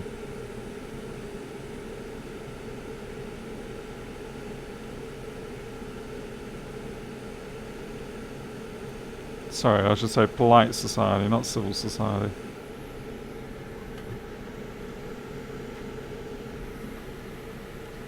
Which broadcasting software are you using? Open Broadcaster.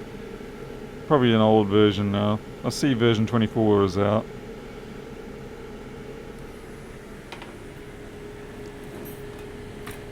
I thought I was up to date, and I thought I had the problem solved, but it seems like it's raised its ugly head again.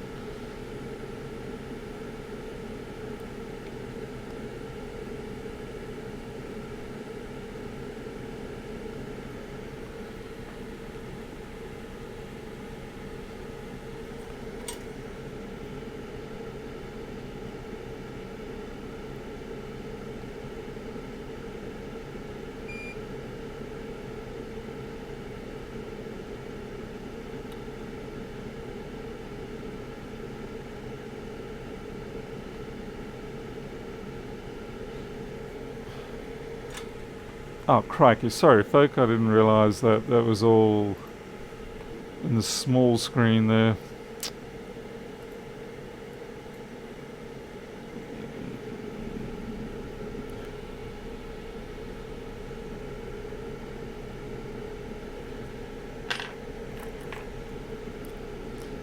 Anyway, this one does go to here.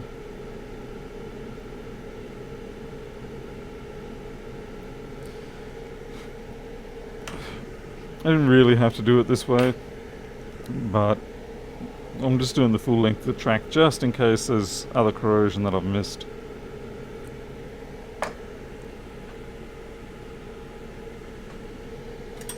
Oh, I upgrade far more than he does.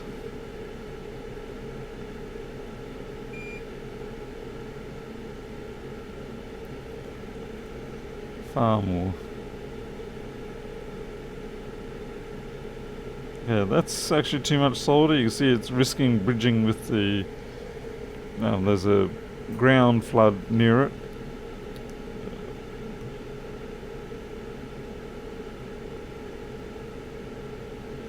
I'm just making a mess of this. I'm gonna blame the fact that I don't have my proper knife. Since the knife isn't here, it can't defend itself, so it suits me nicely.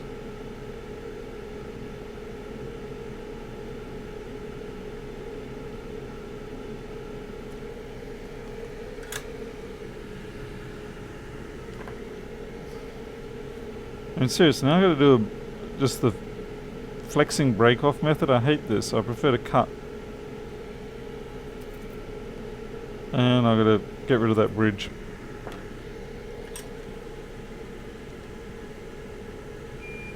Dumb question. Is there a demo set of example files to play with the Boardview software? No, there's not. We did actually look at that at one point.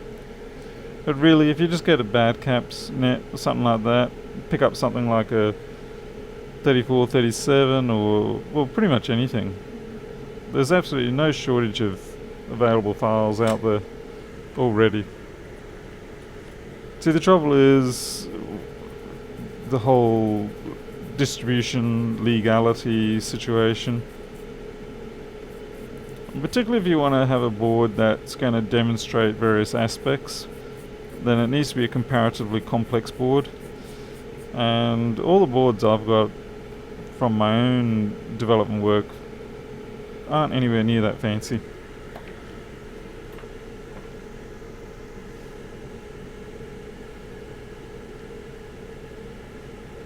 A couple of downvotes to the stream so far. Oh well, that's okay. There's special people that, you know, they actually take the time out of their day to come here and make sure things are wrong, and then they'll mark it down. Yeah, they're putting time and effort into it. You should be thanking them. This, I would say, is definitely the primary cause.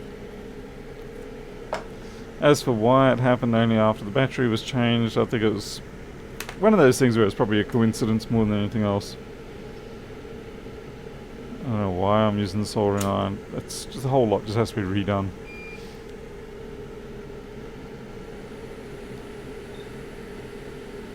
Mind you, those two are okay, but the four inner ones are they're all goners. Get out of here, little wire.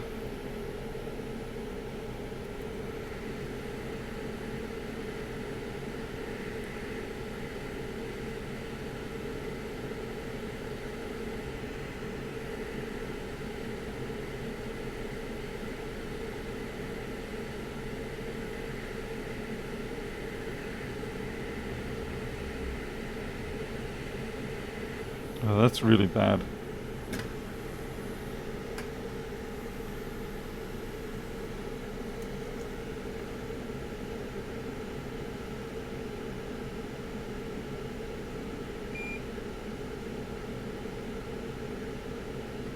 The worst part about all this is the pads going missing. Those ones are okay. We'll have to check the continuity of the lines though too.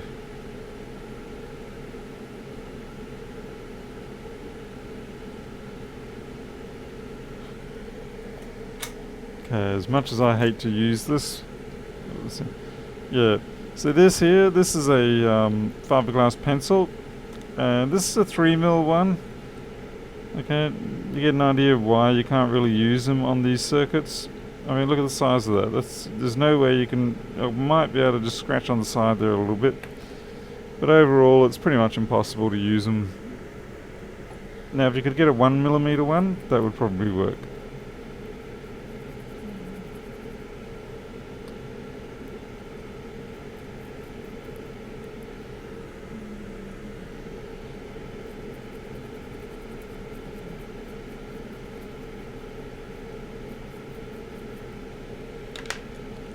Let's see, you gotta be real careful too, because they're abrasive as heck.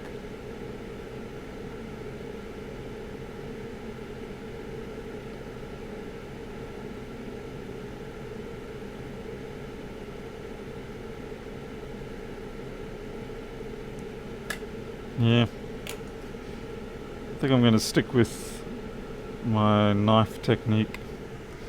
And since I don't, I'll just get another blade, and I'm sure I've got a holder I can use somewhere.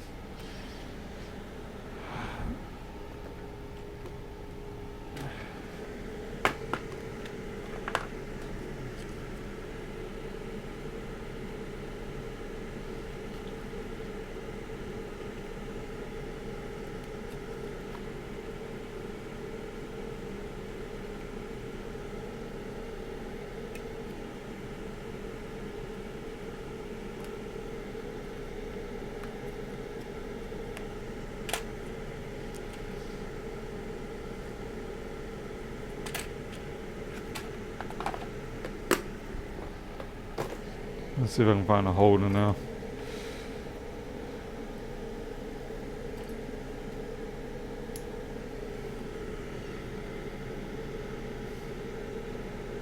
It's a very fresh, so very deadly blade.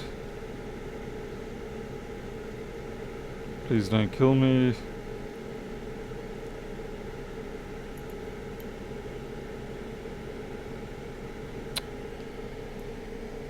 Fantastic.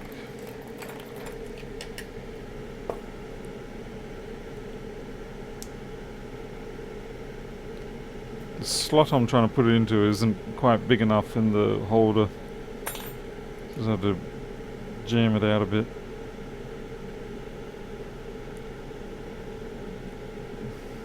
Come on. Because this is the dangerous part, when you start applying a bit too much force to things.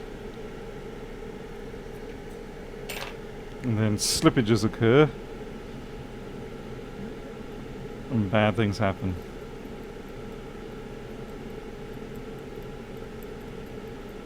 Yeah, that looks nicely corroded.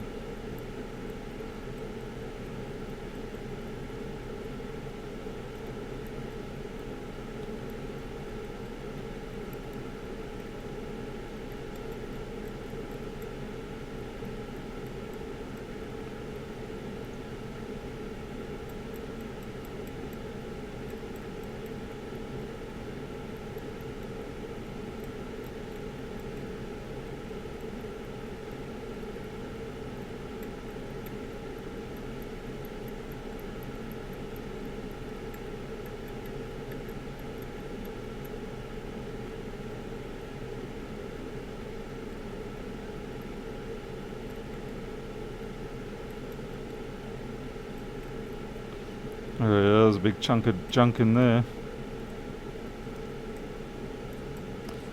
That can be the other fun thing, is a lot of this corrosion will hide underneath the masking cover that goes over these tracks. You can usually see it if you look at it from an angle. It causes the tracks to be slightly puffy, like that.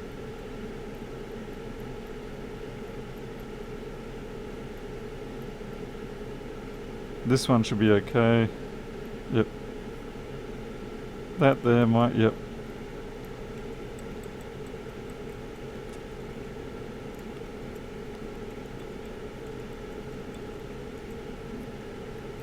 Pretty much this whole area has to be rebuilt.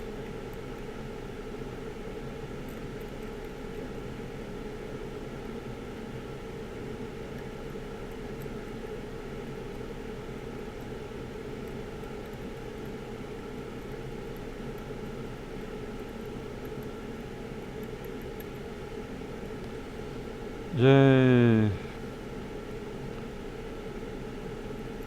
Yep, more corrosion there. Fortunately that one hadn't gone all the way through, but it was starting to puff up.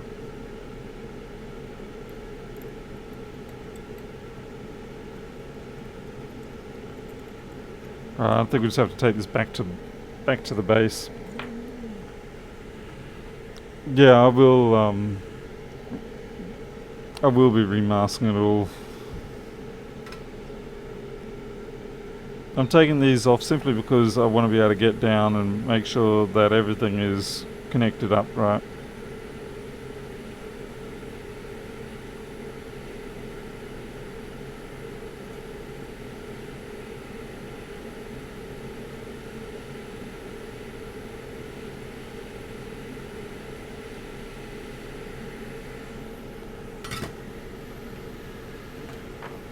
Alright, Greg, thanks for being in.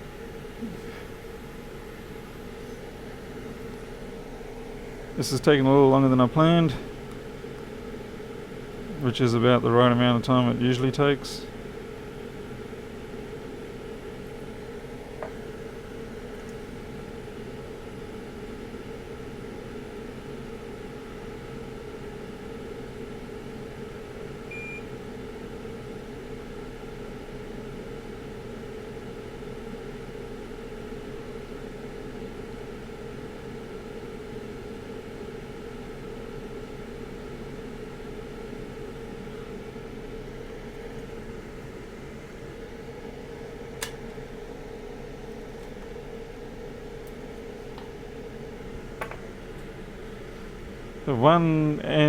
The end one out of the chip looks split.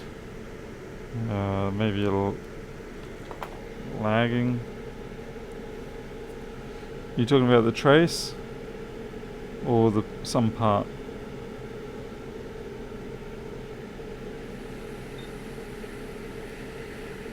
There's a lot of stuff I've got to fix up here yet.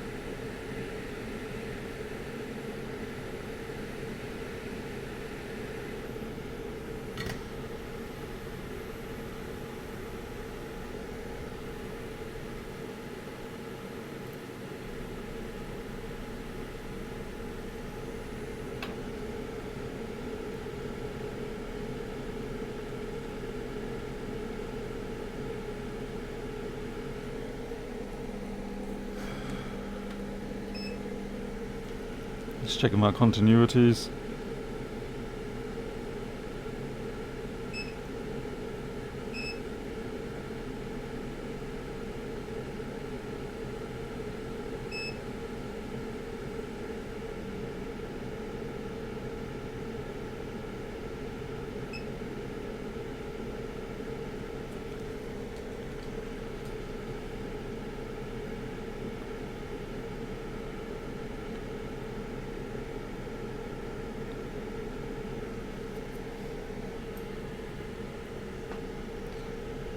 Say the hardest part of this might be trying to deal with the resistor that went here. Just gonna keep gouging that corrosion out.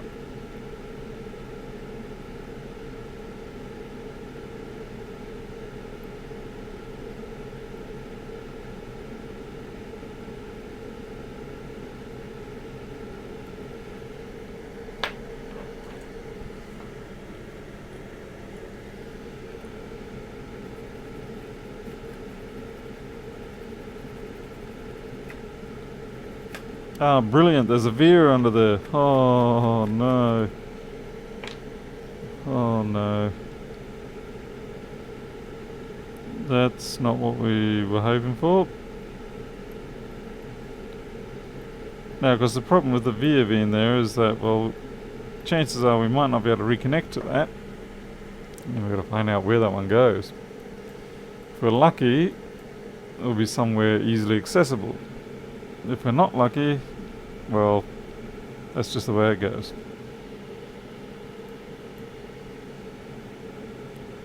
So look at pair.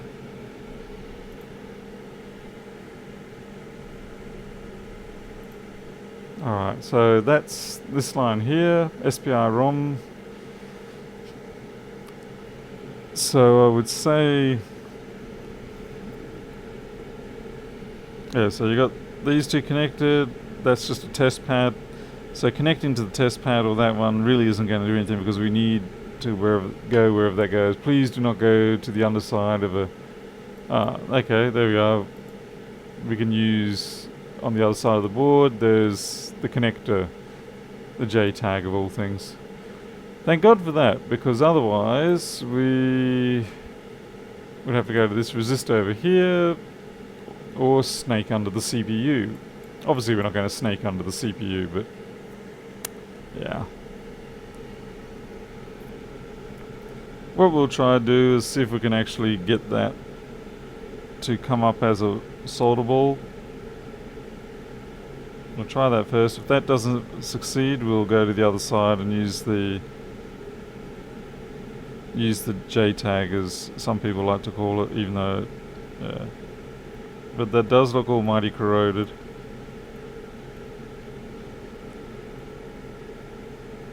Probably what the dentist sees when they're working on my teeth. Like, Mr. Daniels, have you been flossing regularly? And I'll be like, what's regularly mean? Can we get a definition of that?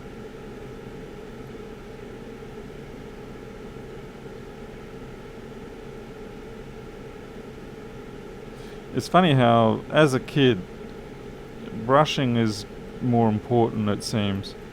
But as an adult, well, you know, into your 30s and onwards, it's flossing that's more important.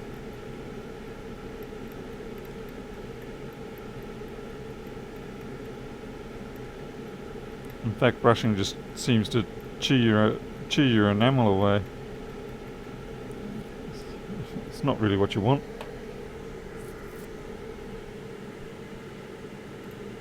Oops. There we go. Melt the J-tag soldering iron. I don't do that. I don't believe in that sort of unwarranted abuse. I know some people get off on that, but I'm for protection of against the abuse of J-tag abusers.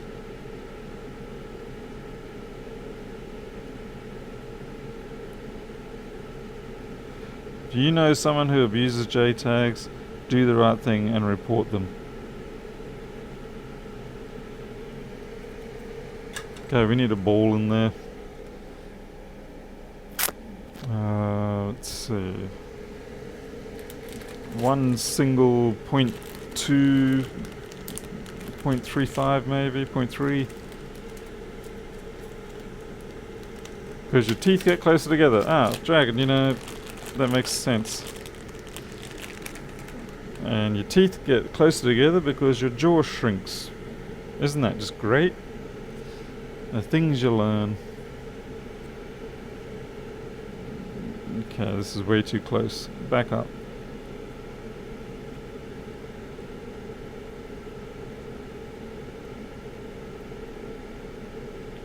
Well, I only need one, but not much chance of me getting one off that.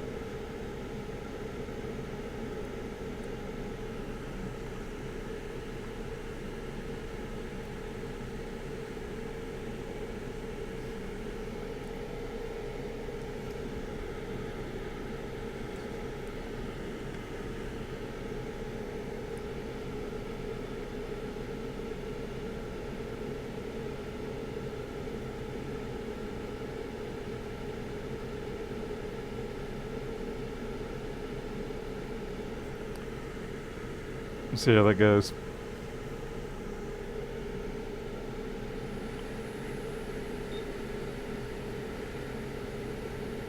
Well, the trick of this is getting the ball to actually bind to the stalk, the veer stalk, rather than everything else around it.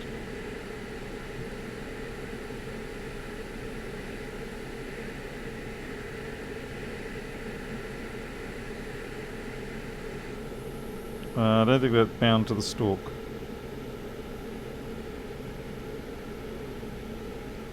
Nope, still moving. The reason why it's hard is because you've got to get the stalk hot enough.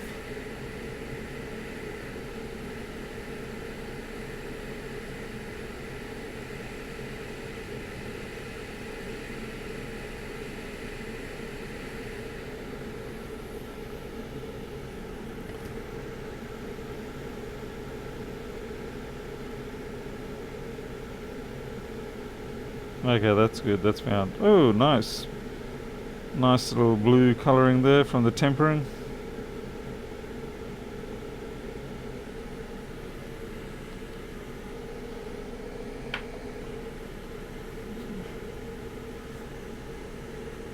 Dragon, you say you're not a dentist. How do we know that? You could be. You could be one in disguise, pretending, just dishing out the good advice in a way that people can finally accept it and do the right thing by their teeth, rather than being constantly judged by their dentist.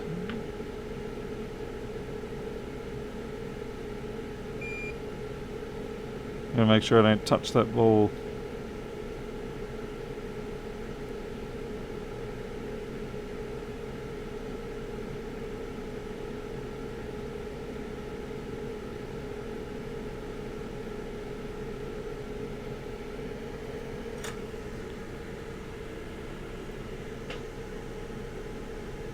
Never seen someone reball a pad before. What do you mean? Would have thought you'd see that a million times with where you work.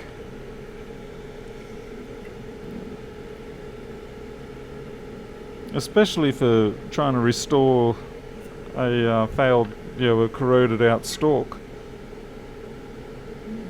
Honestly, we used to see it all the time.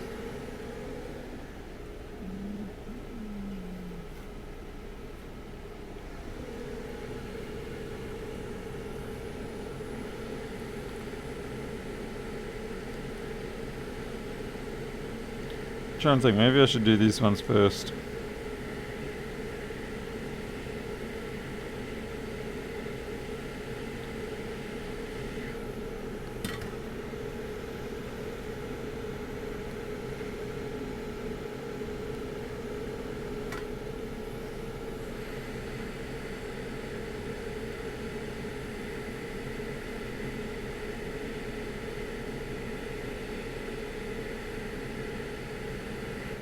It's not going to sit perfect because there's no masking around, so the solder flows differently, and so the tensions pull differently, and therefore it sort of sits a bit crooked.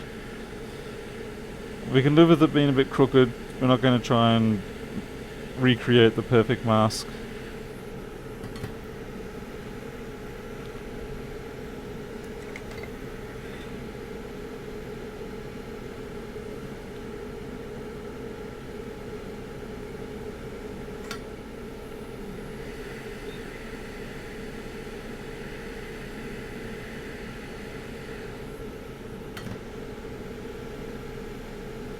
Interesting, that actually goes nowhere. There's no... it's a no stuff.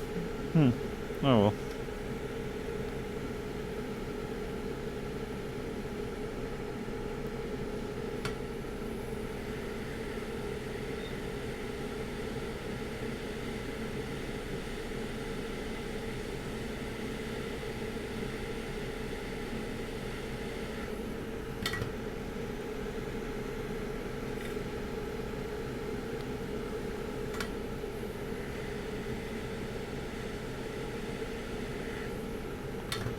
I'm not putting them down fully. There's no point until you've got them all across. And then when you've got them all across, you drop on a bit more flux and then you do the full reflow.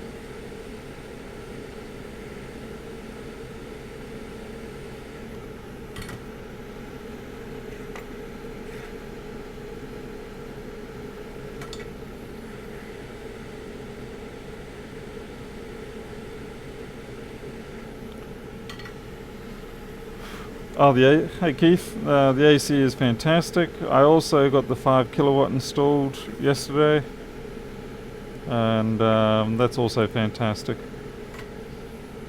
In this office I got the 2 kilowatt, or a little bit over 2 kilowatt. It's doing the job very nice.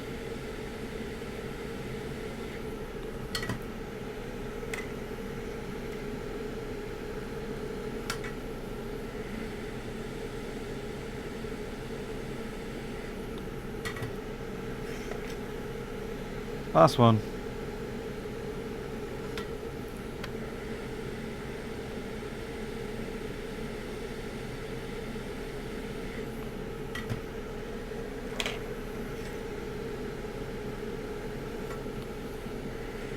Obviously we're going to have to test... obviously we're going to have to test that this is actually still reconnected.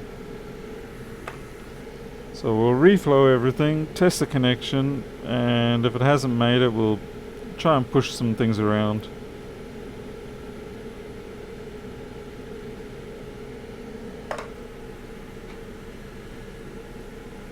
Mark was a loose cannon. Who is Mark? Oh.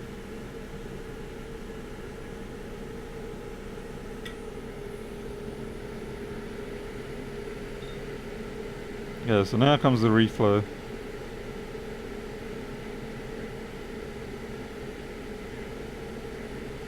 And that all should just sort of generally sit down into slightly happier positions. And I'm just going to try and nudge this up.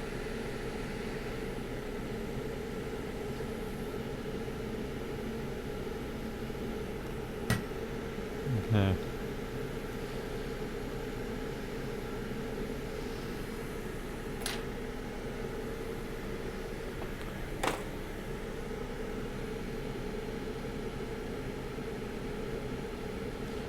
Yeah, the best way to test this will be just to plug it in and see if it fan spins.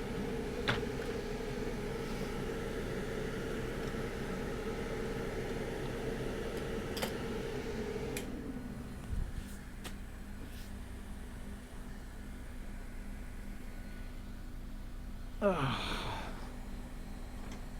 then I really need to go and get some sleep. Push myself a little bit far here, folks. It was all the excitement of being online. I can't get away from the thrill of the limelight. I need those subscribers. I need the fame.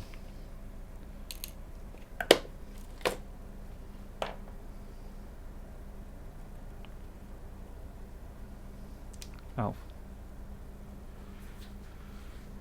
Alrighty. Am I an influencer? Well, I don't seem to have the power of being able to look at a MacBook board and make it work, so I guess not. So here we go.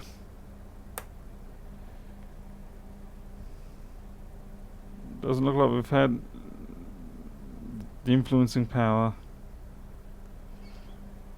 No, we're still at 18. Something else is... It looks like we've still got a short somewhere. So this has really got a few issues, to say the least. Just going to take this away. It's not guaranteed that it has a short, but its behavior does tend to make me think it does.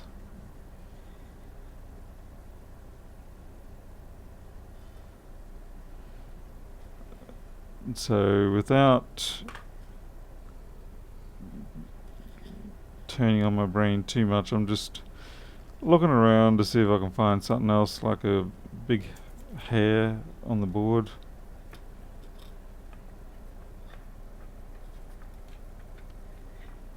I mean, that was certainly a catastrophic amount of damage there. There's no way that was going to come up good.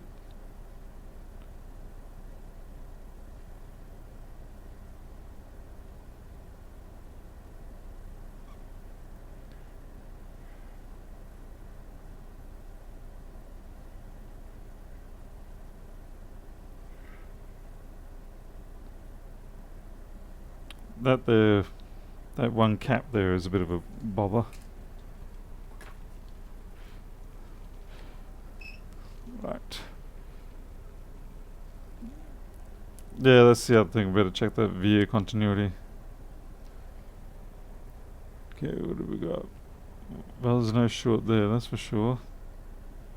Very hard to test that via continuity though, I gotta tell you. But I guess we gotta do it.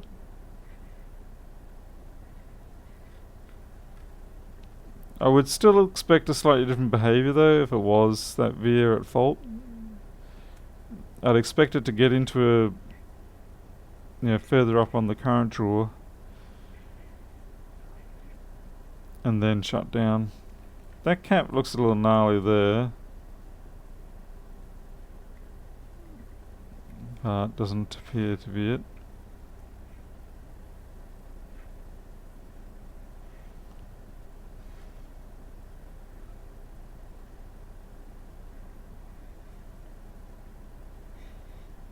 I wonder if we've got a dead CPU? Maybe that'll be something. Let's see, what's our resistance? No point trying to measure diode mode on these things. Someone's been probing on those before. 41, yeah, we should be good on that.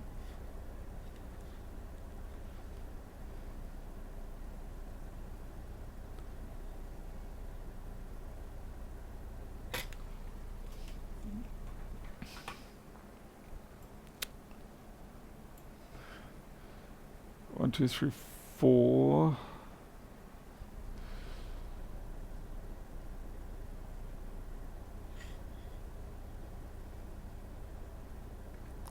Yeah, see, we've got corrosion there too.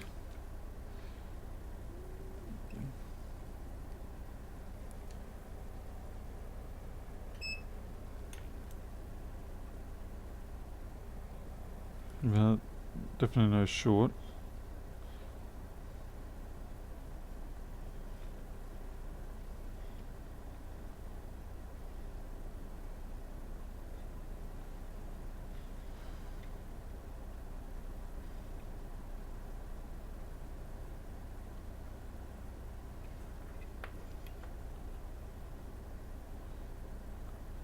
Oh, damn it. It was just a hair. I thought it was a crack then. Momentarily excited then, thinking I found the cracked cap.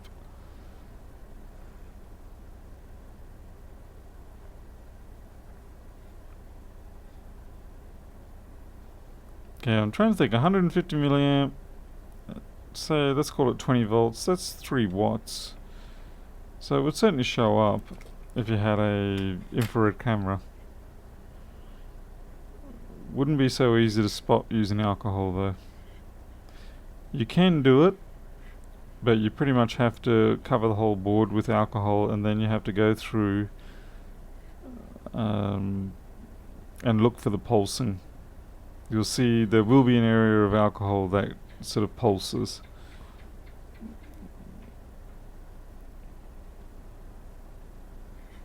Let's check out. Now we know that the SMC is up and running.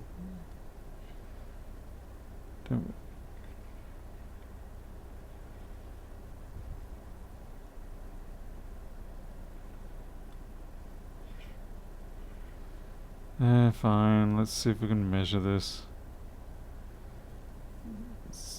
How the hell am I supposed to do this? Oops. Is there another area on this same side? Oh yeah, there is.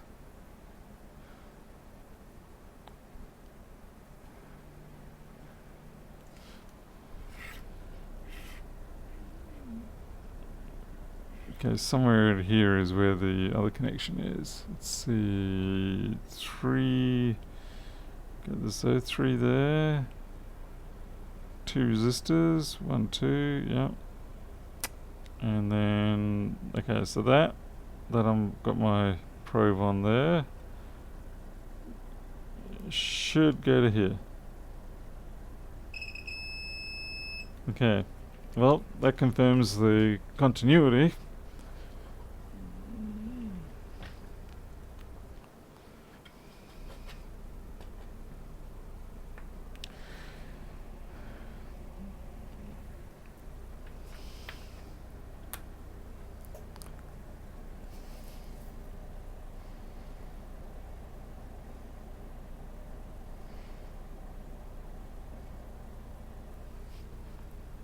Wash the board. Triple hoe, it's no, it's not really worth washing the board at this point. It's nowhere near dirty enough. Hey, Michael Olsen. Stan, sometimes these boards do want a battery, but not this particular one. Hey, Jacob. Is the fan connected? Yeah, it's not a dumb question, but it is in this case. But what I'm doing is I'm looking actually at the power supply, and I can see it jumping up to, 10, 100 or whatever. If you leave it here long enough, it may sometimes develop just enough warmth that you can feel, even though it's infrequent.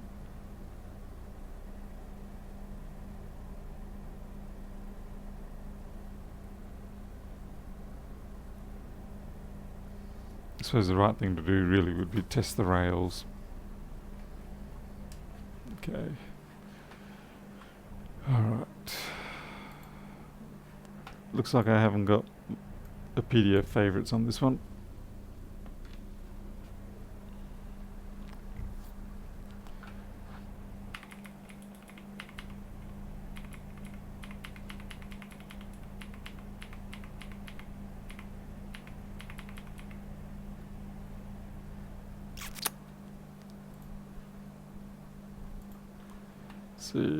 Power rails. Add.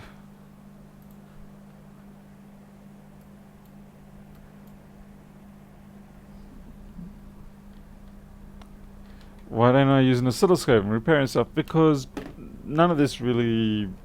The oscilloscope's not going to be telling me anything about what's going on with this board at this point.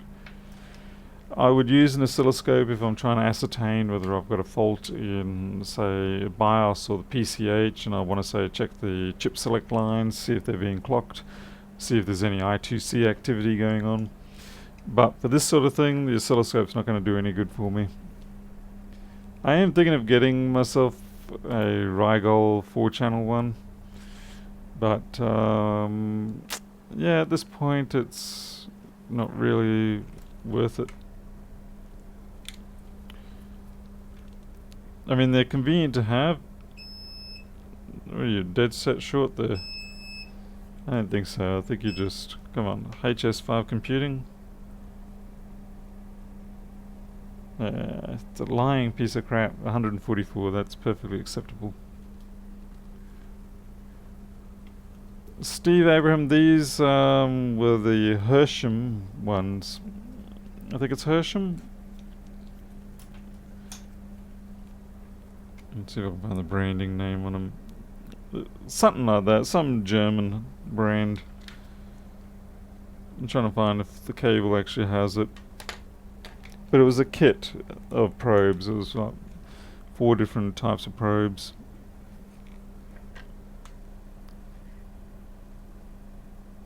Actually, does that look bulged to you? Do those, or is it just the... That looks flat, but I kind of feel bulgy. I think it's my imagination and wishful thinking. Siglent 2's channel 1. I was looking at the Siglent ones, but I think I'll probably end up just going for the Rigol 4 channel 50 megahertz one. I think it's sort of a standard. It's kind of like getting the Quick 861 DW. It's just standard.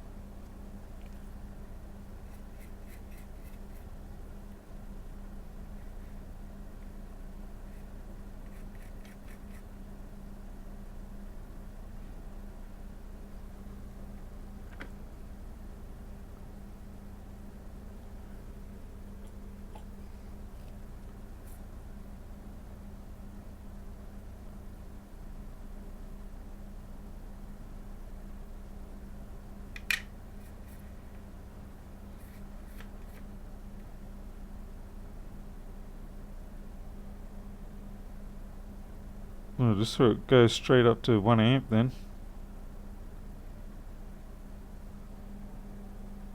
Well, we've got a higher current rate coming in now.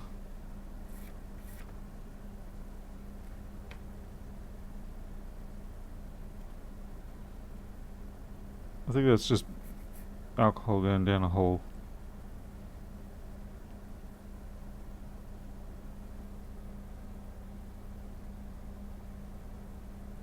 Mm.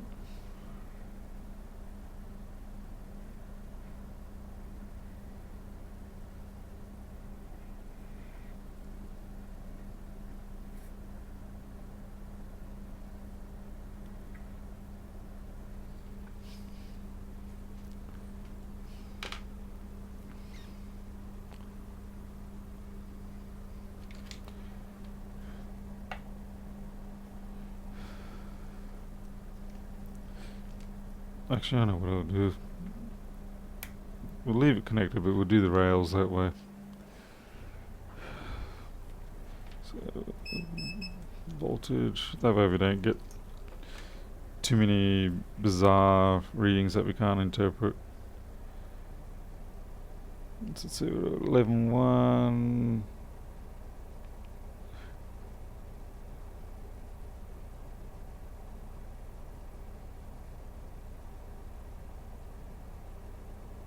Wow, HS computing is going up really slow.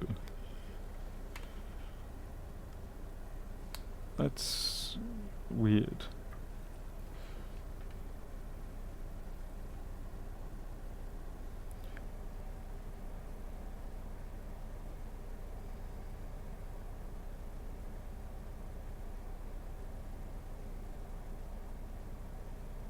Yeah, see how it takes a dive there? That's more often than not a sure sign we've got a short. Jose, it's just a cooking silicon cooking mat.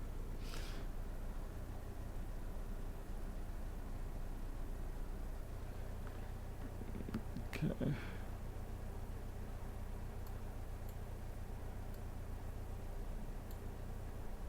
We've got to have 3V42. We'll try check out RTC, since that is up in that area where we had all that corrosion. It's just this fellow here.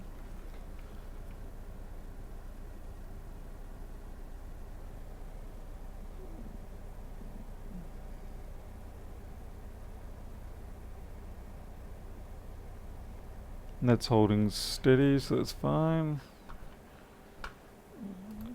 5U5 S5.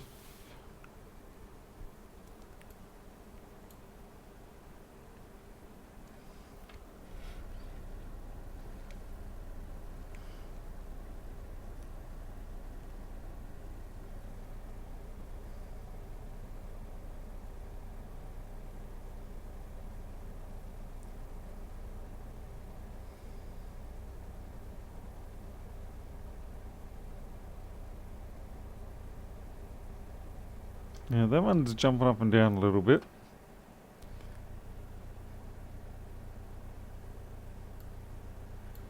But I think it might be... try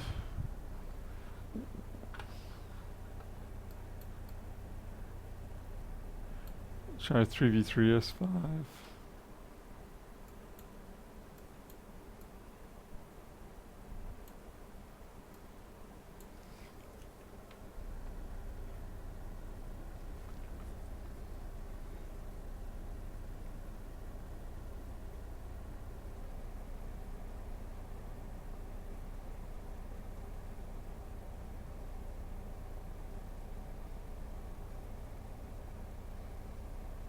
Three v three seems fine.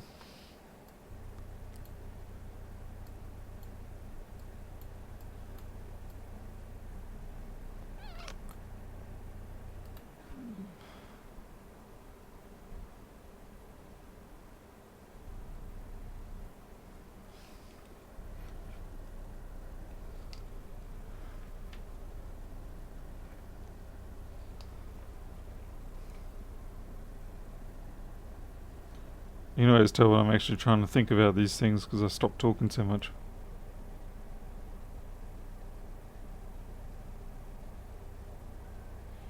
Alright, so this rail is jumping up and down. It's trying to come up, but it's not getting anywhere. And that is... what was that? 5VS4. This is one here.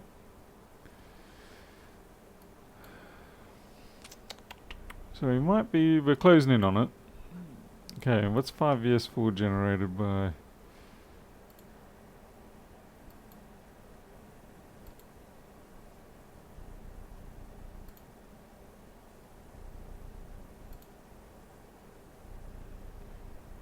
Audio.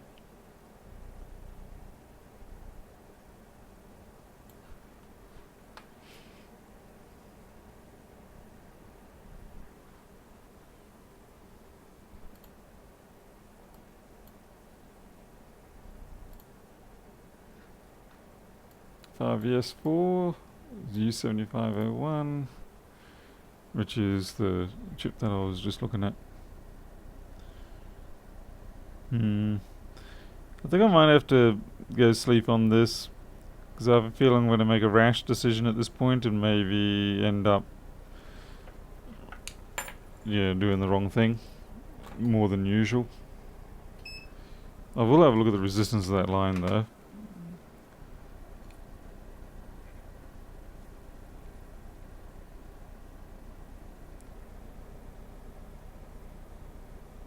Oh, damn it.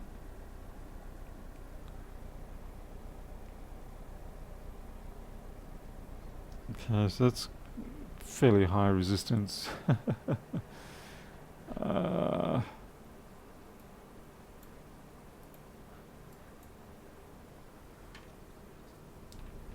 Yeah, reflow S, yep, and then I'll send it to you, Anil, and you can fix it. Alright. Yeah, I'm getting a bit tired here. It's already 20 past, and like I said, I mean, I'm going to be up at 5:30 again, so I think I might have to leave that be. I'm not quite like Lewis, or other people. I can't push through these things so far anymore. So there we go, we didn't really get any wins there at all. We're sort of fairly sure we're just going to replace the panel on that A1466, and on this one, well, I guess tomorrow we'll get back into it and have a look and see how we can go. So I'll send out a notification maybe 10 minutes before I run the live stream. I can't promise anything, but I'll try, and you can all catch up with me then. So we'll leave it at that. Thank you all for watching, and usual sort of thing as always is, yeah, thumbs up, like, whatever, subscribe, share, you know the story. And of course, as always, if you don't like what I've done, just hit the thumbs down, but hit it twice so that I really know that you do like it. Until then, you'll take care. I'll see you later.